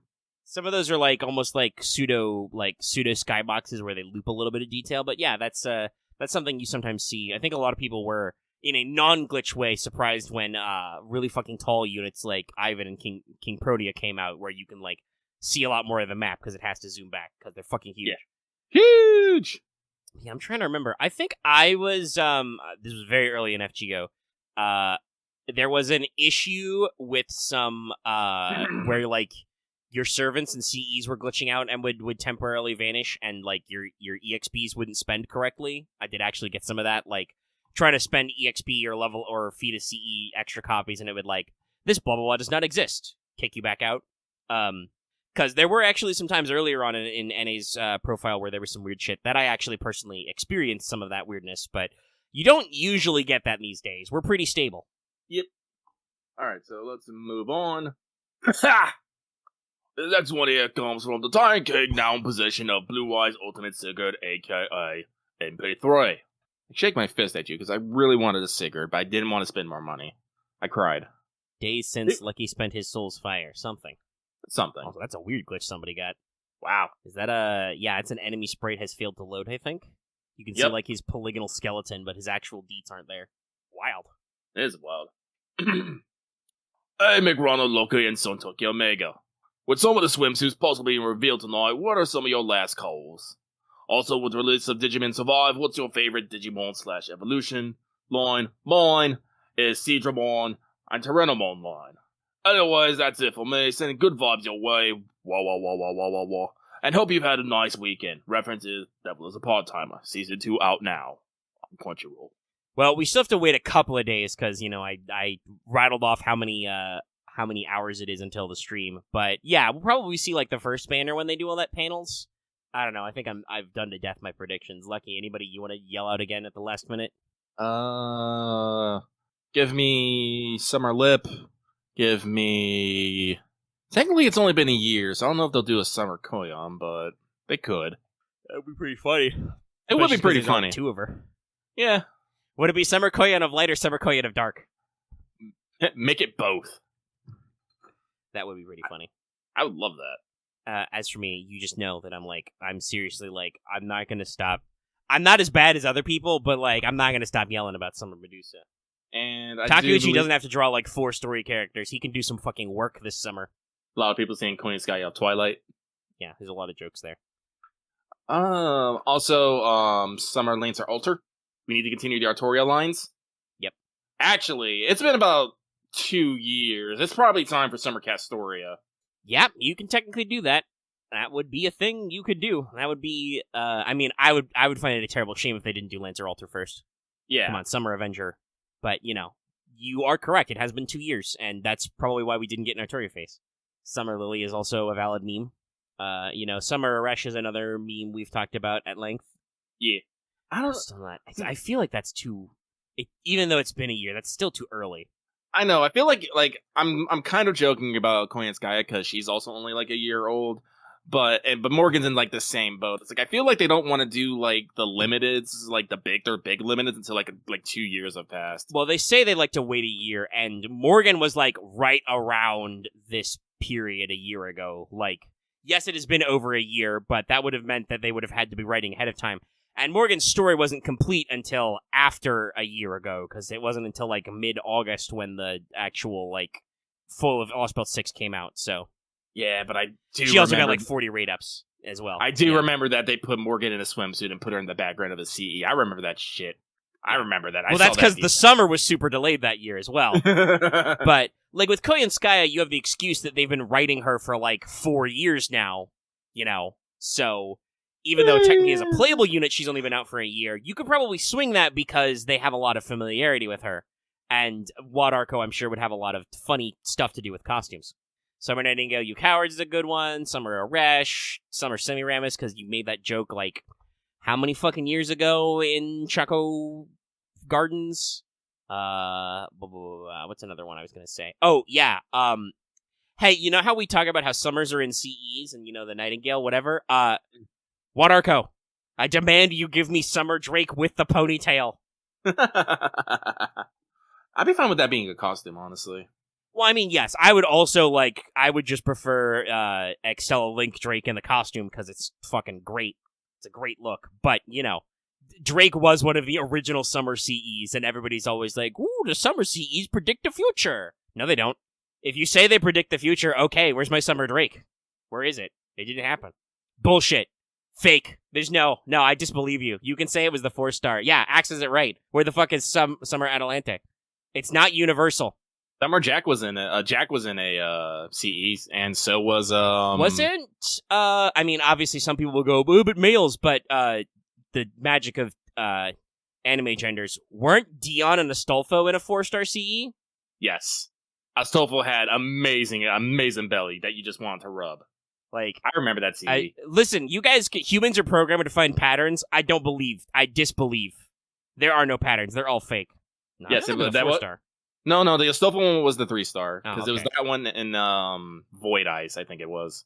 Void Ice was the other one. Act, get off your fucking soapbox about fucking female costumes and male summers. Stop it. Nobody cares. Shut up. You're entitled to your opinion, but there's no reason for you to keep stating your opinion when we know it already. But yeah, that is what? Listen, I'm not going to say no to Summer Kageki or whatever, and I will agree with people in saying that I think Summer Kageki was more likely. But that's still I refuse to believe that there is actually a pattern because, hey guys, remember how every year Wadarko drew a servant until she didn't? And remember how every year Takuji drew a servant until he didn't for that one year? He did come back the next year, but still, it's... Well, I mean, this year he drew a costume, I guess. Yeah. But it's not servant. But, Well, I meant for the last year, there was, Ogitan. Summer Ogitan was Takuji, but for us, he drew one costume for Emiya, but that's a lot easier. Summer Suzuka. Summer Suzuka would be good.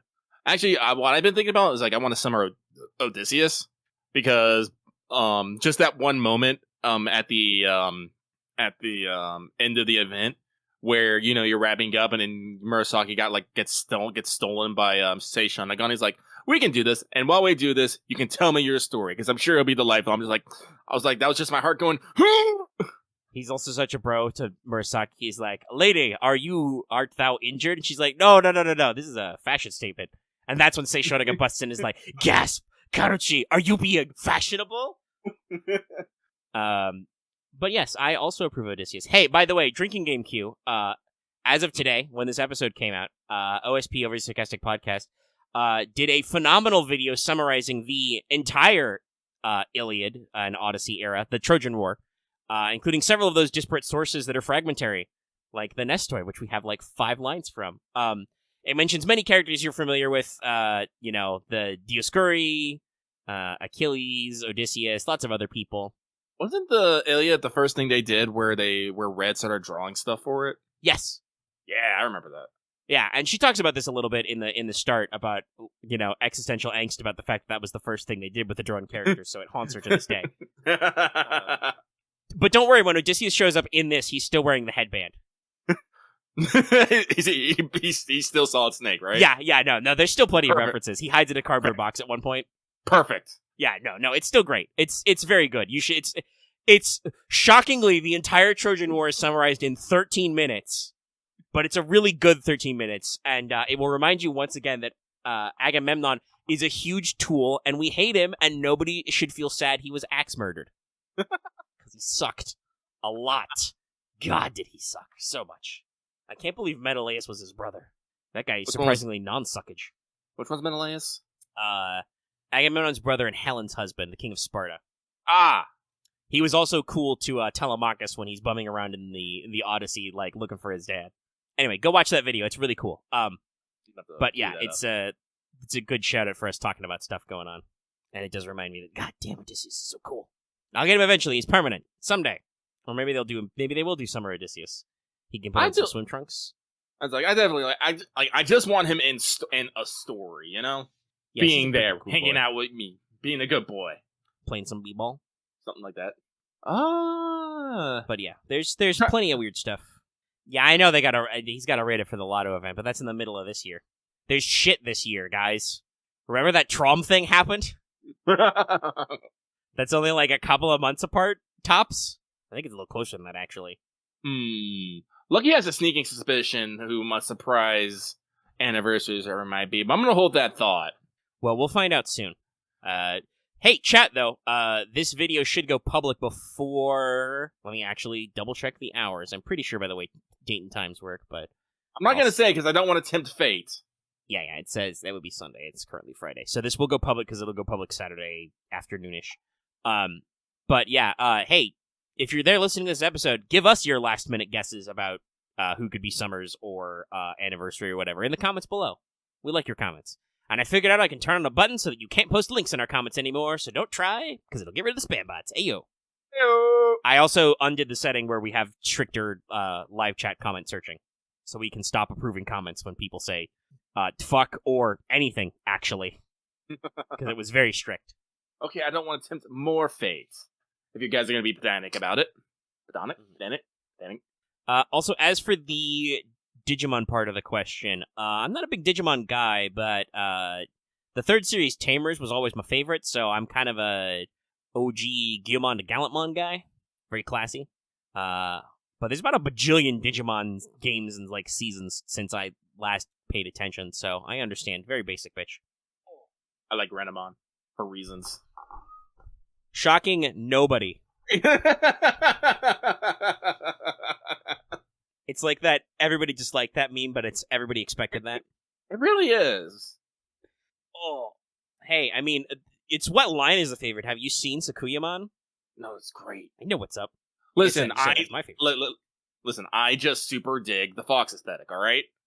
Listen, Omega put, like, spirit foxes into his adversaries, and I was just like, oh, I want those. It's like, does it make sense? No, I just want them. I'm gonna put them in my guarded world, and they can frolic and be happy. People consider them, avatars of men, and fuck that. They're cute. I'm gonna flip these heads so much. Yeah! I'm excited. Hold on. This Excuse one me, Digimon is just a pile of guns. I'm sorry, I'm looking at the Digimon just, holding on her boobs here. Lilithmon, eh? Lilithmon, in. I'm gonna put that into a Google search bar for later for reasons. Speedrun. Oh, and got some models and do the oh-ho-ho laugh. Oh, she actually has a pretty cool design. A fair number of Digimon across the spectrum have various designs. It happens when you've, much like Pokemon, been around about a bajillion years. Beelzemon's pretty cool, yeah. Sick. Anyway, One more. that's one here. This one comes from Agent 418, who says, "Hello, Lucky and Omega. They really are going after our clairvoyants, aren't they? P.S. May the gotcha have mercy on our wallets. If you roll." I did not roll. I'm good, bro. I don't need to do anything for a while. I'm gonna get my my next however many days bonus in about 9 days now, I think. I'll unfortunately it'll be after the Tomoe rate up is done, so rip me for a year. Actually, that does remind me, I do need to put spirit foxes on my list of friends to make. Mhm. Alright, but with that, we are done with this week's mailbag. I hope you enjoyed the Porter voice. If you want to hear more of it, please check out our upcoming Gensekai AP. And if you want to hear more about Gensekai, other than, just going into the backlog, because as Lucky brought up, I'm pretty sure on mic earlier, I've been working on it on and off for like 2 years, tune into What's Up, because Lucky died last week, so we didn't really get into it, but I have plenty more stuff to say about various things that I'm sure we'll get into. We can probably talk about a little bit here at the back end. I don't know. I mean, we got all of What's Up to talk about stuff, too. But that is the mailbag. Let's close that. That tab is, frozen. Need some changes here and there. We're done, so let's see. How much time did that take? It's take about an hour and a half. Raw, obviously. Though not too many pauses, I don't think. Ugh. Stretching my bones, though.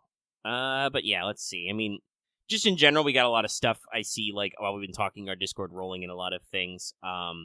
They've got a giant inflatable antler boy at the event. It's pretty cool. Can't wait till we can actually meet that character in story. I was talking about this with some people.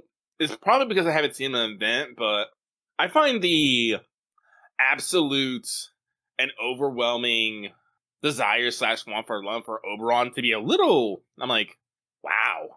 It is pretty intense. I mean, I think some of it's just the artist.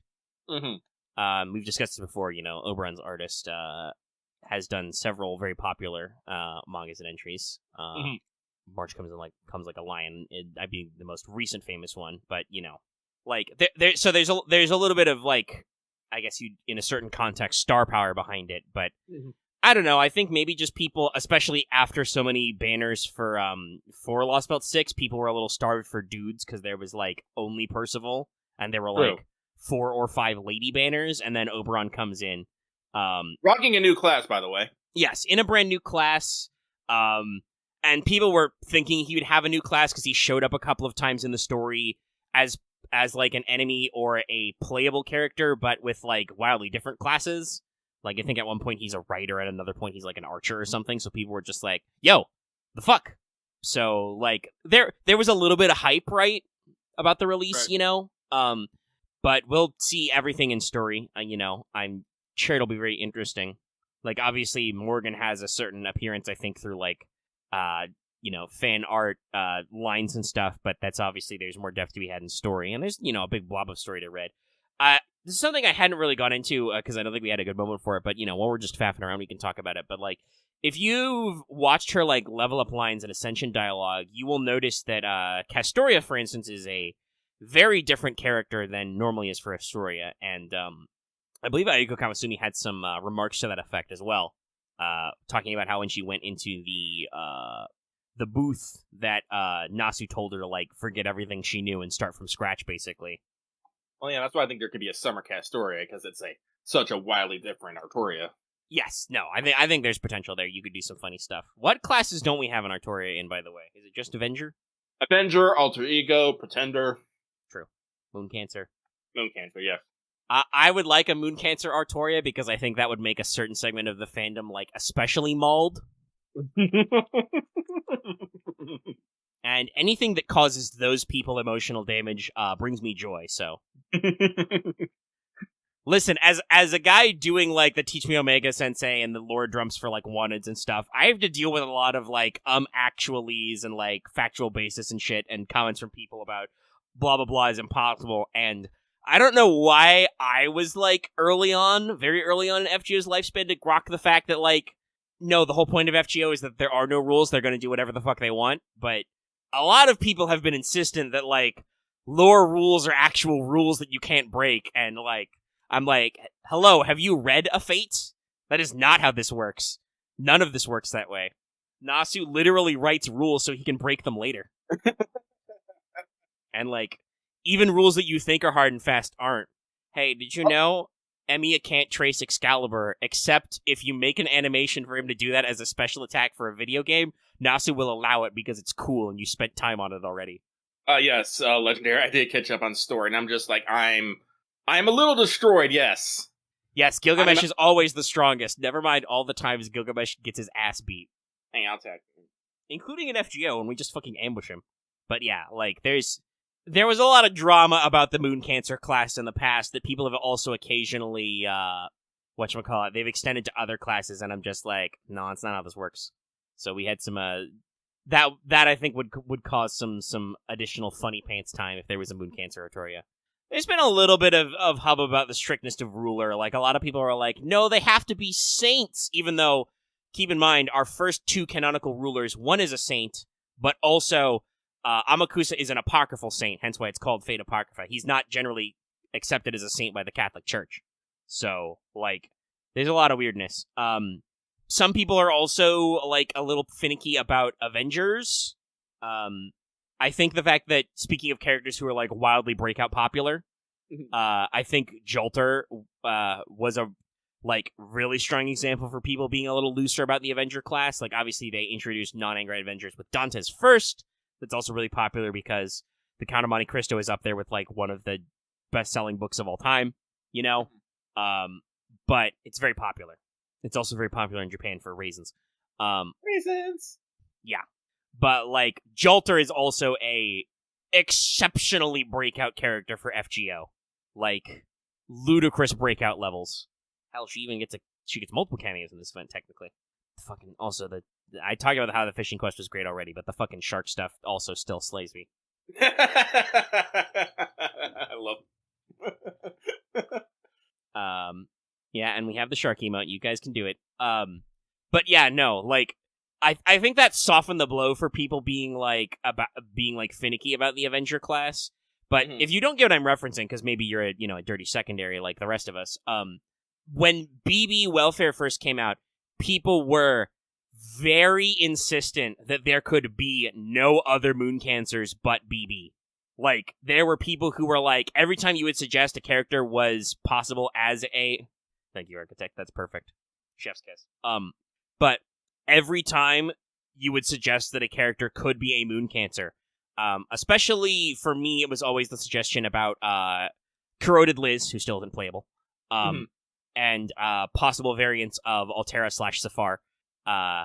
A lot of people were like, no, you don't understand. Those aren't like BB at all. And then I open up my copy of Extella.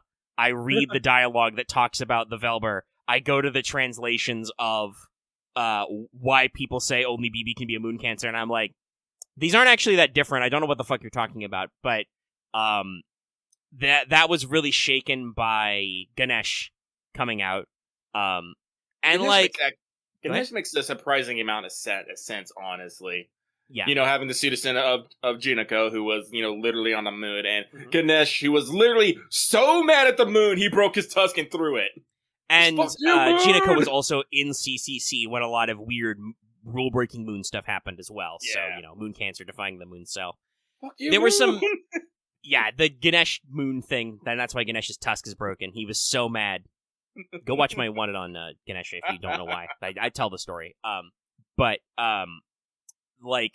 There was hints in Ganesh's profile that BB may have caused it, which is why I think some people were less insistent.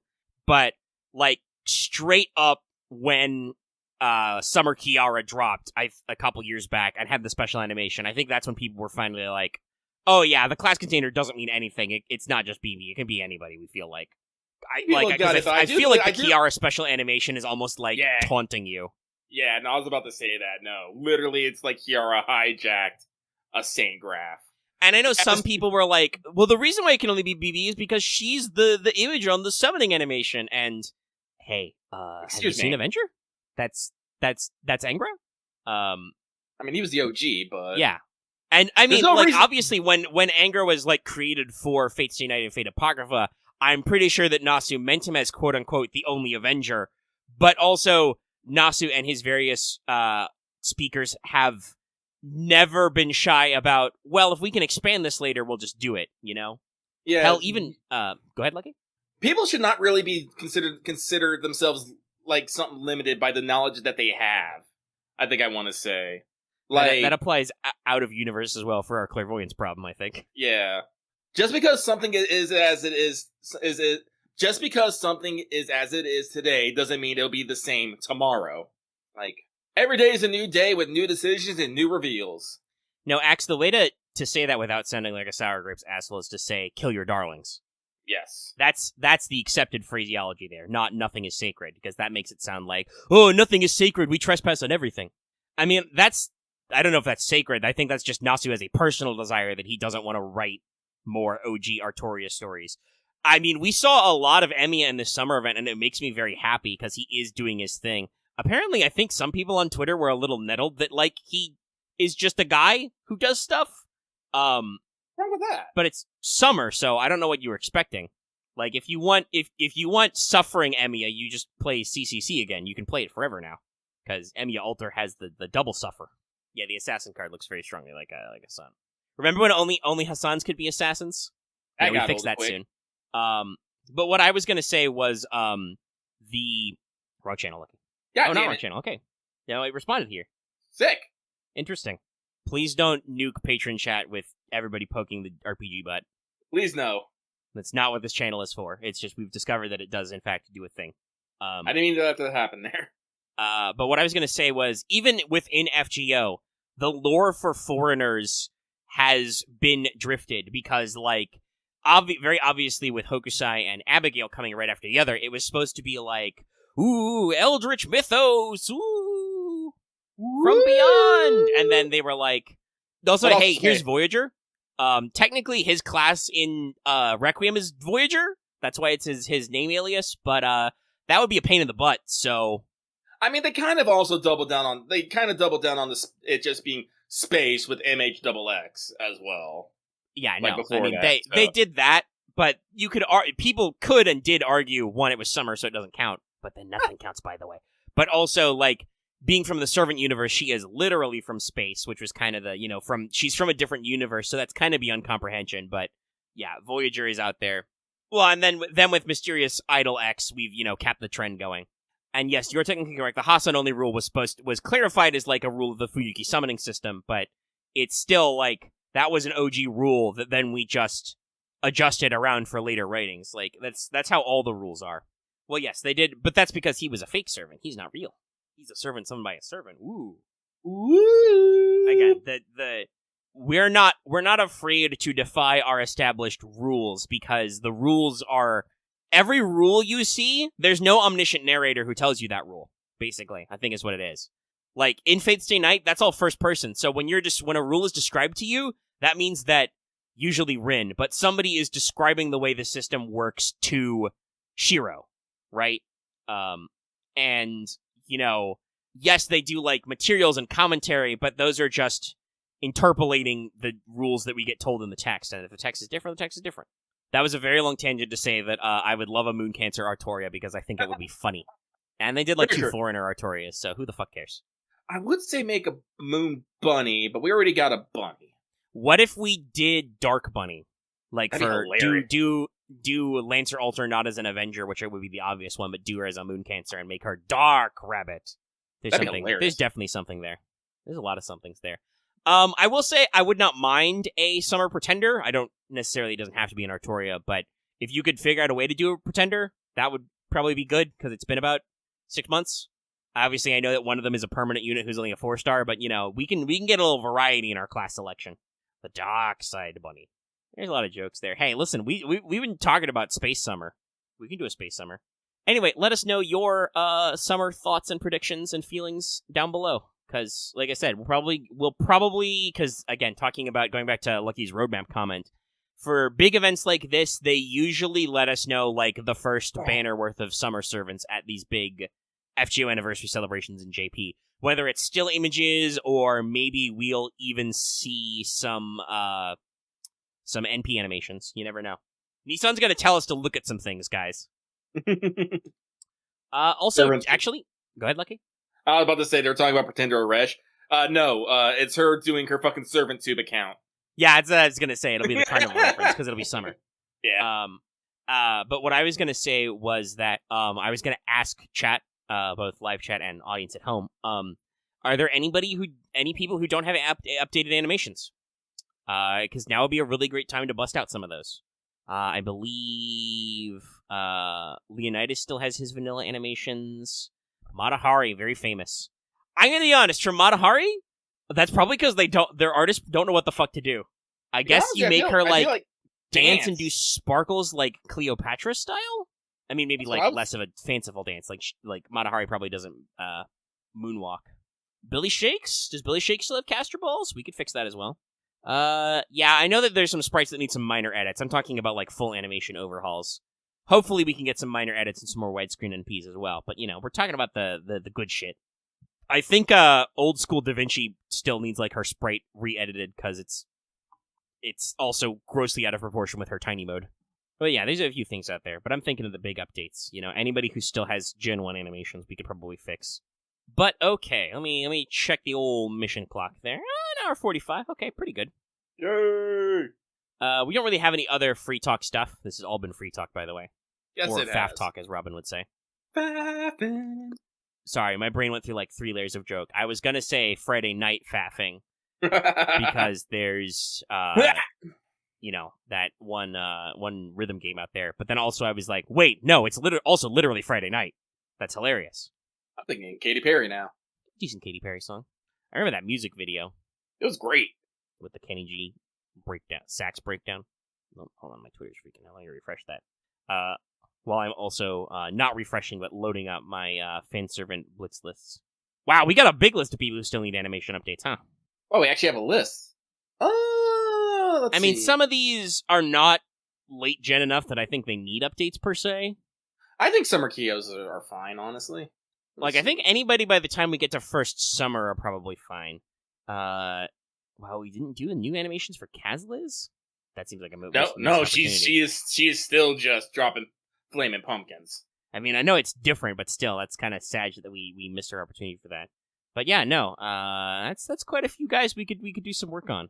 God, I can't. Sorry, I just saw Roba's on this list, and I'm just like Vanilla Romulus, and I'm just like, yeah, no, I don't know what they would. I want to see that because I bet they'd do something fucking wild these days. But there's some wiggle room there. I mean, I don't know that Vanilla Cats needs an update. She has unique animations, and like her, I wouldn't want them to fuck with her NP animation. It's hilarious. Rhyme probably needs an animation update. Yeah, if Rhyme still does caster balls. I don't know if she does like straight on caster ball, but they're pretty close to caster balls if I remember correctly. I mean, the thing though is that the anime is not. That's not the. She's using a different NP when she does that.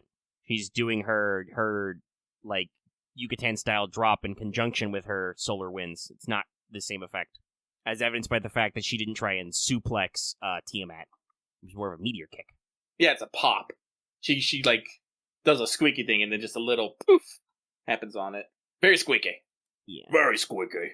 And like some of these guys I'm looking at and I'm just like, well, we could probably like Geronimo's on this list obviously, and I'm like, he needs a lot more than an animation update, brother. Yeah. They keep tucking him into story and I love it, but like, damn. Like, Geronimo, you're so cool, but why? Why does the game not love you? It's because we tried to do something weird and it didn't work. Ah. They should totally take advantage of that one skill he has that in lore says that he can, like, fight as a different class, and they should just let you change him from being a caster temporarily. Like, I think one of his skills, like, Bloody Devil says he can, like, fight as, like, a Lancer or Archer or something. They should just give him a rank up so that it changes his fucking class effectiveness and, like, rewires his damage bonuses and shits. We're gonna stop pretending he's a caster, we're just gonna turn him into a different class. I wouldn't mind a Summer Geronimo. Yeah, like Semiramis and Summer Near already established you can fuck with class advantage. Seeming you can change defensive as well. Thinking Gorgon probably, like, her animations are a little lackluster, but they're at least unique. I think Taiga needs, like, general updates, not just animation updates. Like, she needs the ability to create forest, so she can get buffs. By the way, if you don't know what the fuck we're talking about, support us on Patreon so you can look at this list. Yeah, somebody posted Quet's suplex on the tree. So good. Or technically a little bit more of a pile driver, but, you know, some kind of wrestling move. It's hilarious. I love it. Like, I wouldn't want to fuck with it just because, yes, it is a little janky still now, but, like, it's so perfect, though. If you wanted to, like, rebalance her vanilla attacks, probably that's okay, but, you know, I would say anybody who's still throwing caster balls really needs to go. Fucking Asterio still has vanilla animations. A lot of Axie Boys still have vanilla animations. Doesn't Astolfo still need a little bit of work in general with, like, skills and whatnot? Yeah, I think regular writer Astolfo is, like, mostly good now, because they, like, did some stuff to futz with his NP gain, but I don't know that even though he was a quick unit, I don't know if he ever broke out as, like, really good. Like, my Astolfo is, like, a ludicrously high NP. I don't really prefer him over some of my other gold writers. There's probably something there they could wiggle around to make it better. Oh, Fran is an excellent unit, but I would also love to see if they did something different with her animations, because they're very basic. Jekyll and Hyde is another, like, Geronimo, where we just need to, like, do some very big buffs to make that guy different. Paracelsus is actually fine. I gotta look. Oh, God, I almost wrenched my arm sneezing. I mean, coughing. What the fuck? Careful. Don't do that. Oh, that hurt. We're not done with the show yet. Almost. Because while we were blabbing on that, I was actually also loading my list. So, it's been a little bit since I looked. I will verify once again, but I believe that I'm reasonably certain that our winner for the Fanservant Friday poll for this month... Oh god, I gotta think of another one. I'll just do a loser's bracket. No thought, head empty. Perfect. Mostly because I just don't have any themes for August. I guess I could do, like, a theme. The theme is it's fucking hot, but I don't even know what I'd pick for that. Anyway, with a slight advantage, Benjiman Franklin Caster won our poll. If you would like to participate in these polls, anyone who supports us on Patreon at the 5 and up silver tier or higher can vote. All your votes go together. We also have other topic polls that get votes sometimes, but we try to bring out all of that there. And so this week's theme was Murica. So Benjiman Franklin Caster won. And you might be like, oh, Caster, because everybody's Caster. Ha! You're wrong. I have good reasons for this. But since we are at that point, sure. Sorry, we're getting a lot of figure announcements out of the whatchamacallit. But it's time to do Fanservant Friday and talk about Benji Franks. All-around great guy. Founding father, well-known polymath, renowned author, philosopher. Secret Society member. Lots of those, yeah. Diplomat, and also General Horndog. Had a great time in France. He wrote quite a few times in his letters. He is an OG MILF lover. He told you that when looking for a gal pal, remember to be open to an older woman, because she will be more experienced and more grateful for your attentions. So, great guy. Got a lot of fun stuff. Inventor as well. A renowned scientist. Or as the memes would say, a brilliant scientist. I hope you guys like that throwback. Let's run through the profile. So, Benjiman Franklin, caster, neutral good. As with a lot of caster stuff, stats are a little minimal, a little noodly. Strength E, endurance D, agility D. Mana only C+. He is a caster, but he's not that magical. But NPA, luck B+. The dude was struck by lightning. He deserves a little bit of luck. Skills, class skills, territory creation B. Give you that arts jutsu. Item creation C. He did, in fact, invent some items. They're not really, super magical, but, they're kind of neat. So, for personal skills, first we have a unique skill on my list. Bifocals A. Because, hey, did you know? Benjamin Franklin invented bifocals. He did? Yeah. Huh. One of his many inventions. Eyeglasses with different focal lengths, allowing you to see near and far with one pair. So, basically, as a skill, it cancels negative effects of range. Also allows him to enhance detail on near or close objects, kind of like clairvoyance. Also, FGO has built up this whole thing about the glasses are the shape of wisdom. Thanks, Sigurd.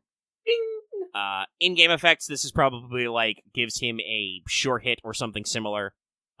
Perhaps removes attack debuffs, something like that, Makes it easier to hit targets with the deeps. Fun stuff like that. Next skill, Galvanism B. So similar to what Tesla and Fran have, because, he's the kite guy, Yeah, Galvanism converts magical energy attacks into magical energy, which gets absorbed. The game has kind of drifted away from default galvanism. So if this was an actual unit that was put into FGO as a playable unit, we would probably come up with something else, probably reference the kite or something. Probably see key conductivity or something. Yeah, stuff like that. Though obviously, we haven't gotten to Noble Phantasms yet, but they would probably fluff something up. He had several experiments with electricity as well, including with very primitive batteries involving glass and conductive elements. So you could come up with a different name to give it more than the galvanism effect. Just, in lore, if you just ran into him in an anime or a light novel or something, it would just be a decent rank of galvanism. Golden Rule EX. And by the way, I call this EX because obviously Benjamin Franklin was pretty rich in real life. Off publishing and printing, he made a lot of cash. But also, hey, have you ever heard the phrase, perhaps, show me the Benjamins? The dude's face is literally on money, on one of our highest denominations of money. I believe he is the most common high-value bill you will see in American currency. I think we still technically legally accept $500 bills, you just don't ever see them anywhere. I didn't even know we had $500 bills. I just always think it stops at the Benny Franks there. Yes, no, I do believe we have definitely had higher denominations when money was fuckier, but I don't. The one you are most likely to see in real life is the C note, the $100 bill, the Benjamin. Yeah, at one point we've gone up to 1,000. I don't know if that's proper tender. There you go. There's a $500 bill. Who the fuck is that? It's McKinley. It says right under it. Fuck that guy. Yeah. But yeah, so Golden Rule EX because Benjamin Franklin is literally on money. I put in the description, because his very essence is associated with wealth, cash may spontaneously appear near him. Is this counterfeiting? ? And a $1,000 bill, Grover Cleveland. I should note, both of these say Federal Reserve notes, so I assume that these are not legal tender. They are meant for transfers between banks. Okay, no, the $1,000 does say it is technically legal tender for all debts, public and private, and is redeemable at a Federal Reserve bank. But it says it's redeemable at a Federal Reserve bank, so it probably means that they turn it into regular money. Would not take this down to a Walmart. No. Yeah. Hey, I mean, if you want cash and chicks, I would say Benji Franks is a better role model than Columbo. True. Possibly a better role model than even Blackbeard. Yeah. I'm sorry, yes. Listen, I love Blackbeard. He is not a good role model. No. No. Blackbeard is a good example of what not to do, as evidenced by the fact that he's constantly dying. But our final personal skill is Natural Genius B+, those of Unparalleled Knowledge. You see this on characters like Tesla, like Sherlock, because, Benjiman Franklin was a wildly accomplished guy. Anything that's not intrinsic to the body of a hero, you can use different skills. He was a writer, a printer, a philosopher, a scientist, an inventor, a humorist, one of America's first great humorists. And also, as Lucky mentioned about Secret Society member, he did go to some British Hellfire clubs, which I'm saying for fate purposes meant he studied a little bit of the magecraft, hence why he's a caster. Classic Renaissance man. And like I said, I'm pretty sure the 10K was real. We've issued a lot of bills at different times. It's just they're not very functional. As Lucky said, you would not go down to the Walmart and drop a 10K note. Ooh. First of all, because I'm pretty sure you could buy everything in the store for the 10K note, but also, you just wouldn't. But also, the Noble Phantasms, which might substitute in for some of his skills, because yes, I have multiple Noble Phantasms. Of course, the man who invents things will have a couple different things up his sleeve. First of all, the obvious one, probably his actual, Noble Phantasm that attacks people. Lightning Rod, Liberty, Franklin, Bell, C++, Anti-Army. So, this is basically an encapsulation of the whole process. There's no way that's real. That doesn't look like a proper print. Yeah, this has got to be fake. I think $200 bills are real, but this actual note you've posted is fake. Read the fine print, bruh. Anyway, we're having a lot of fun shit posting about money right now, guys. So, Lightning Rod, though, this is kind of, like I said, an encapsulation of that entire event, entire invention. So, it's a large metal rod, which is shaped like a key. It functions as a mystic code, so he can focus his magecraft. He can use it to shoot, lightning, fire, and ice magecraft. Why? Well, it's because he's got a key-like thing that he hits people with. Like some kind of blade that's a key. Anyway, it also includes the actual kite, which would be a kite-like shield. He can use that to, with his galvanism to block attacks. And then when he uses the true name, he combines the two and actually, floats the kite up into the air, summons a giant thunderstorm, and then a shower of lightning is sucked down from the sky to strike everybody. Sounding like a chorus of loud bells, because Franklin was also involved in the forging of the Liberty Bell, don't you know? Because his family was involved in smithing as well, I believe. Yeah. So, yeah. And basically, so long as he can feel it with magical energy, he can keep summoning down lightning attacks as long as he has magical energy. And anybody without protection will be struck. So, probably a big thunderous AoE blast with lots of hits. Very, very frightening me. But it's not Galileo, it's Benjamin Franklin. Wrong scientist. Come on, keep up, guys. But also, I suspect, like I said, he would probably wield it like a sword and board in actual animation. So just imagine lots of people getting hit with the key-shaped lightning rod, which is, sword-sized for some unknown reason. But his other Noble Phantasm, I'm also kind of proud of this one. It's a pretty funny one. Poor Richard's Almanac, The Ways of Wealth. B rank. I knew the almanac was coming up. Anti-country. And you'd be like, anti-country? Yes. Do you guys not... propaganda was very important to the early Revolutionary War. A lot of average Americans were not committed to the cause of liberty until things like Richard's Almanac and, of course, Thomas Paine's very famous Common Sense. But so, Poor Richard's Almanac is Benjamin Franklin's most famous publication. It was published under the pseudonym of Richard Saunders. If you guys don't know, historically, almanacs were very important because before, Google and calculators in your back pocket, knowing when weather information would happen and stuff like that was very important. So you needed almanacs to be like, here's a good day to start planting your crops. Here's when the rainy season starts, stuff like that. So it predicts the seasonal weather. It has astronomical information to track important events and other such things. But also, the reason why this was so popular, one of America's most successful financial products ever, adjusted for inflation. Seriously, if you calculated how much money he made off this, it's crazy. Incredibly wide reach. But he filled it up with sayings, poems, thought exercises, and more. It was one of the most popular publications of the American colonies, published for 25 years. And basically, all of this contra wisdom, knowledge, and prediction is sublimated into a noble phantasm, along with the fact that Benjamin Franklin was also the Postmaster General, a librarian. He ran a very famous library, and also was a member of England's Royal Society of Scientists. So basically, as a noble phantasm, Franklin can instantly print pamphlets which resemble modern information dossiers and distribute them as needed. It contains as accurate possible information as can be rendered about weather, astronomy, demographics, current events, and the status of local ley lines as he can gather. So basically, instant intel, phenomenal power, also very castrally. He can have the pamphlets distribute themselves by basically making them behave as small familiars. They turn themselves into paper planes and fly them around if needed. And if needed, he can create his almanacs to produce more specific information about philosophical, scientific, or political subjects and basically turn them into a briefing. So, pocket briefing. Amazing stuff. The power of research. It's like this guy should be in the same department as Da Vinci. Yeah. And I haven't even gotten to the most frightening part. Literally in my notes it says, most frightening, the almanac is known as a powerful pop cultural item. He can use it as a wide area information attack, sending knowledge to people and even distributing false information to opponents. Basically, he can use it to basically propagate ideas to the general public in an info-war attack, which is not very common to servants, and a lot of them are not going to be prepared for. And I would say it's anti-country because his maximum range is probably all of America. Which is big. It's bigger now than it was, but it was already kind of big if you think about the original 13 colonies. But yeah, so like I said, this was not just a casual put him in caster. I think with some of this research and stuff, I was able to create noble phantasms and skills that make sense for a caster who are usually in an actual Grail War, a caster's kind of a slow roll unit. You got to build up territory, marshal your magical energy, but when you get them rolling, they get to do powerful things he creates you briefings. You wake up, you have your morning coffee, he floats you the almanac, and you're like, yes. Today we're going to be attacked by Saber. If I remember correctly, I believe that Benjiman Franklin did start his mornings butt naked. Probably. If I remember that correctly. It might have been propaganda, but I definitely remembering him being a bit of a weirdo.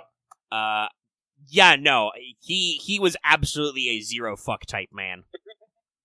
He's like, I'm Benjiman Franklin. I was old when I was young, and I am full of country wisdom.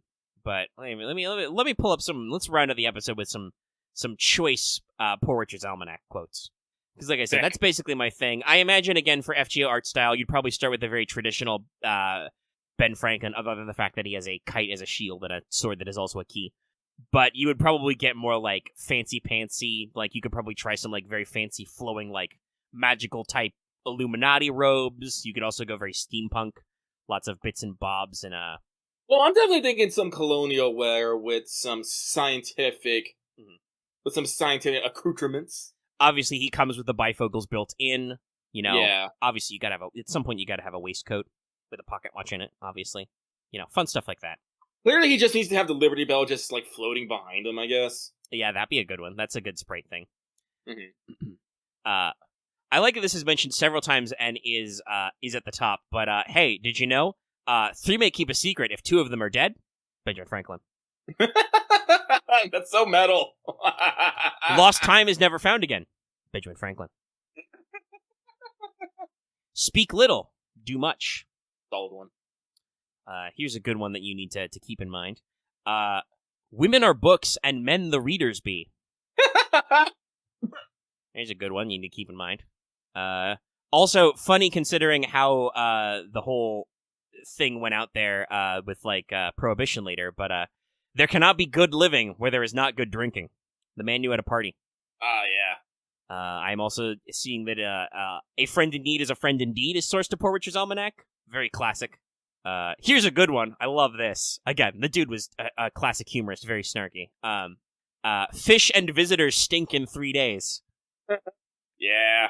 Well, it is true that, back then at the time, when you had someone come over, it wasn't just for, a couple hours. Usually they might have had to travel for, days to weeks to come visit you. Yep. So you usually don't rush them out the door. But there is such a thing as, as overstaying your welcome. There are 3 faithful friends. An old wife, an old dog, and ready money. Like I said, Golden Rule EX. Oh, man. Hearing these just made me think he's such a fucking OG. He is. He is the OG. He is the... Like I said, many people, because of his philosophy, humor, and his approach to, this... I believe he was also basically self-made. His family wasn't very rich until his business took off. He is referred to in some circles as the first American, because he is one of our most famous citizens who really embodied all that stuff we're supposed to be going for. That makes sense to me. Fools need advice most, but wise men are better for it. That makes sense. Oh, here's one that's very important to our fandom. I will share you a bit of wisdom. Light purse, heavy heart. God damn it. Oh, Benji Franks. Mhm. Oh, he's good shit. I need to pull out maybe the poor Richard Dominic. Here, I'll drop a big wiki quote blob. It's organized by the years of publishing. Oh, booyah! Uh, Pulls up right now. This may be the first iteration of the phrase, "He that lies down with dogs shall rise up with fleas." I'm sorry, I'm laughing at this one. If you ride a horse, sit close and tight. If you ride a man, sit easy and light. Like, sir! Yeah, very saucy. Where was it when I just went? Here it is. Drink water, put the money in your pocket, leave the dry bellyache in the punch bowl. Lots of stuff on money and stuff. Well, there's a lot of bolded ones a little lower down. Let's see. Poverty wants some things, luxury many things, avarice all things. Got some great... Oof, this one hurts. Necessity never made a good bargain. Mm-hmm. Obviously, many of you have also probably heard this one, but this is... Poor Richard's Almanac is the origin of early to bed and early to rise makes a man healthy, wealthy, and wise. Mm-hmm. But there's another one from that year that I really like. It's better to take many injuries than to give one. Ooh. Oh my god, did Benjamin invent the glass houses? Oh, I believe it. Don't throw stones at your neighbors if your own windows are glass. It's not quite the same, but that could be the origin. That's good. That's a good one. There are sorry, let me say the phrase correctly. 3 things are men most liable to be cheated in: a horse, a wig, and a wife. Just be careful. Watch out. By the way, if you go back, the lawyer memes are also that old. A good lawyer is a bad neighbor. Oh my god, and he's got a variant of the squeaky wheel gets the grease. The worst wheel of the cart makes the most noise. I didn't even know about some of these, and I wrote all this section. There's a lot of good stuff here. Here's a great quote that I think everybody in America needs to know right now. Sell not virtue to purchase wealth, nor liberty to purchase power. Classic philosophies. Oh, that's probably why people misattributed him with the quote, people who sacrifice freedom for security deserve neither.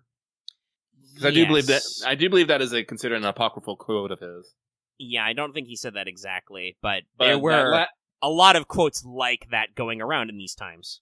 Yeah, but that last one you said definitely seems along that line. Yes, and there is an anecdote to that, but yeah, it's actually... He that falls in love with himself will have no rivals. Oh, here's one. Well done is better than well said. Yep, a classic. There are lazy minds as well as lazy bodies. Man, it's very funny. He's got a lot of, OPSEC-related quotes. If you would keep a secret from an enemy, tell it not to a friend. True. Don't tell people secrets. I like this. Oh, go ahead. If any man flatters me, I'll flatter him again, though he was my best friend. Very nice. Very lovely. This is another one that I think is relevant to our modern society. They who have nothing to be troubled at will be troubled at nothing. That's right. Benjiman Franklin knew you'd be mauling on Twitter. God, I really do need us to go through this. The devil sweetens poison with honey. That's another good one you should think about. We may give advice, but we cannot give conduct. You can tell people how to do better, but you can't make them do better. Ooh, God, that's another one. Wow. That haste makes waste. That might be a Benjamin Franklin original. Yeah. I'm personally fond of the doors of wisdom are never shut. Got to keep your brain open, keep them out there. But yeah, there's a lot of these, and we have a lot of classy ones. I hope you've enjoyed that run down history and philosophy lane. But we have crossed the 2-hour mark pretty decently. Like I said, hope you enjoyed that Fanservant Friday. I'll fire up another poll sometime, technically early next week. Yeah, sometime next week-ish. So support our Patreon at 5 and up if you want to vote. Like I said, I might just pick some guys who haven't won some polls in a while. Though I do have some, stuff in the backlog for news shit. But, I don't, like I said, I haven't really thought of a good theme for the new month. So we'll think of something. I always do. But yeah, that's very cool. Sorry, cough. All right. That probably means it is time to wrap him up, though. What do you think, Lucky? Anything else we're forgetting? Oh, I don't think so. Sounds about right. Hopefully you guys don't bamboozle me if you all do different voices. That's fine. I'll just have to sound very fantasy. Anyway, like I said before, hey, if you want to hear more funny accent theater, tune into our APs. And also watch our current stream series, Great Ace Attorney. Because it's a visual novel, we read along and we try to pronounce things. Last week I had a strong spirit animal, in the form of a sleepy policeman. Very easy to do some of those line reads. But check it out. We're still plugging away. We're in the middle of case 4. We got other fun stuff going on. As always, if you're watching this this particular video when it goes live to public on Saturday, we will be, hopefully, if Lucky remembers to go easy on the mojito burrito. I'm shocked it took me several days to realize there was rhyming there. I was like, shit, we could have been making jokes this entire time. We'll be doing What's Up with Lucky and Omega, our regular streaming series. Lucky will play a game. I don't know which one. But we'll be talking about lots of different stuff, game design, games you've been playing, books you've been reading, if any, whatever stuff's going on, other random crap, things on Twitter that give us agita, whatever. I got some topics and stuff I saved from the last week. So be sure to check those out as well. Obviously, be back with us next week for more Let's Talk FGO. Like I said, new month, consider dropping us a line on Patreon to support us and help us, get up and out of there. Remember that thing I said about where, it's hard to make enough money to move out? Still working on that one. So, check it out. But if there's nothing else, and Patreon chat hasn't ambushed me with something I've forgotten, as they sometimes do, is probably time to roll them on down and wrap us up here, so I can commence editing all the episodes and stuff. So that means it's time for the outro. It goes a little something like this. If you're watching this video on YouTube, be sure to give it a like if you liked it. If you have any comments, leave them in the comment section down below. I have given you several direct calls for action. It's time to get your last-minute predictions for Anniversary and some Summer Servants out there. Go for it. Drop it in the comments. You can also join our Discord, as always, at links in the video description and on our channel page. On our Discord, you can do many things, including play a little Discord RPG now. So join the Discord. It's cool. If you're new here and haven't already, please subscribe to our channel. I have not been because of the Gensekai flush, but our sub number is still crawling up, so next week I need to get back to plotting away at the next special Fail Betrayal episode so that I can hit that when we hit our sub goal. So sub to us to make me work harder and do a funny thing. Even if you're already subscribed, make sure to ring that bell for notifications so you always know when we post a new stream or when we post a new video. Make sure your notifications are set to all to make sure it procs. I know sometimes people do not get the bell ring, but if you want to make sure it works, you got to set it to all.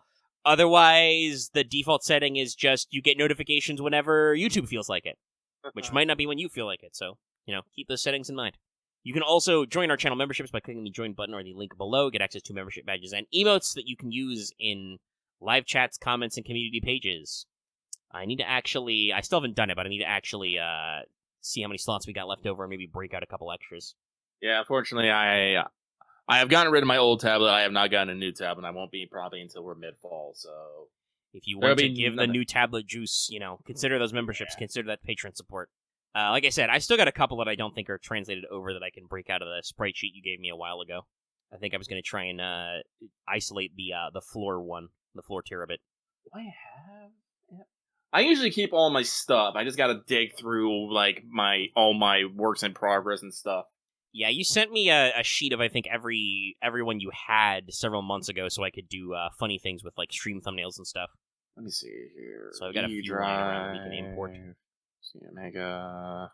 But yeah, so join our channel memberships. And, of course, like I said several times earlier, you can also support us on Patreon at various levels. You can get this show in audio format downloadable for as little as $1 a month or approximately $10 a year. Though Patreon changed their interface, and that's a really good transparent one. I'll just save that one directly. Yeah. Let me see here. That'll save me some fiddling. But, Patreon changed their interface again, so when I upload audio, it doesn't ask for, a clip image, and attaching images, uploading images directly to your text posts is, really chunky for some reason. I do not know why, but my computer does not like doing it. So, unfortunately, you no longer get thumbnails posted with audio releases. You'll just have to follow us on social media or read the Patreon Discord or wait until I post the video early, which will have the thumbnail. Anyway, Patreon, I kind of wish you wouldn't futz with stuff. But anyway, support us on Patreon. It's good for us. And like I said, you can get many benefits. At higher levels, you can get access to video releases early and vote in topic polls. And even higher levels, you can listen to us live or get on-air shoutouts and stuff. And, I just read whatever your patron name is, so you can make me read something funny if you support us with enough cash. I know that motivates some people. But I think that'll be our show, our Let's Talk FGO for this week. Tune in next week for what I am sure will be a absolute explosion of news and yelling and everything. And all kinds of fun things. Many more mysteries to come. And hopefully it'll be a good time. We'll get to see what the Anniversary Servant is and how wrong or right everybody was. We will see. All right. I think that is everything for tonight. So, good day or good night wherever you are, everybody. Don't forget to, stay safe and healthy, and we'll see you next time. Have a good night, everybody.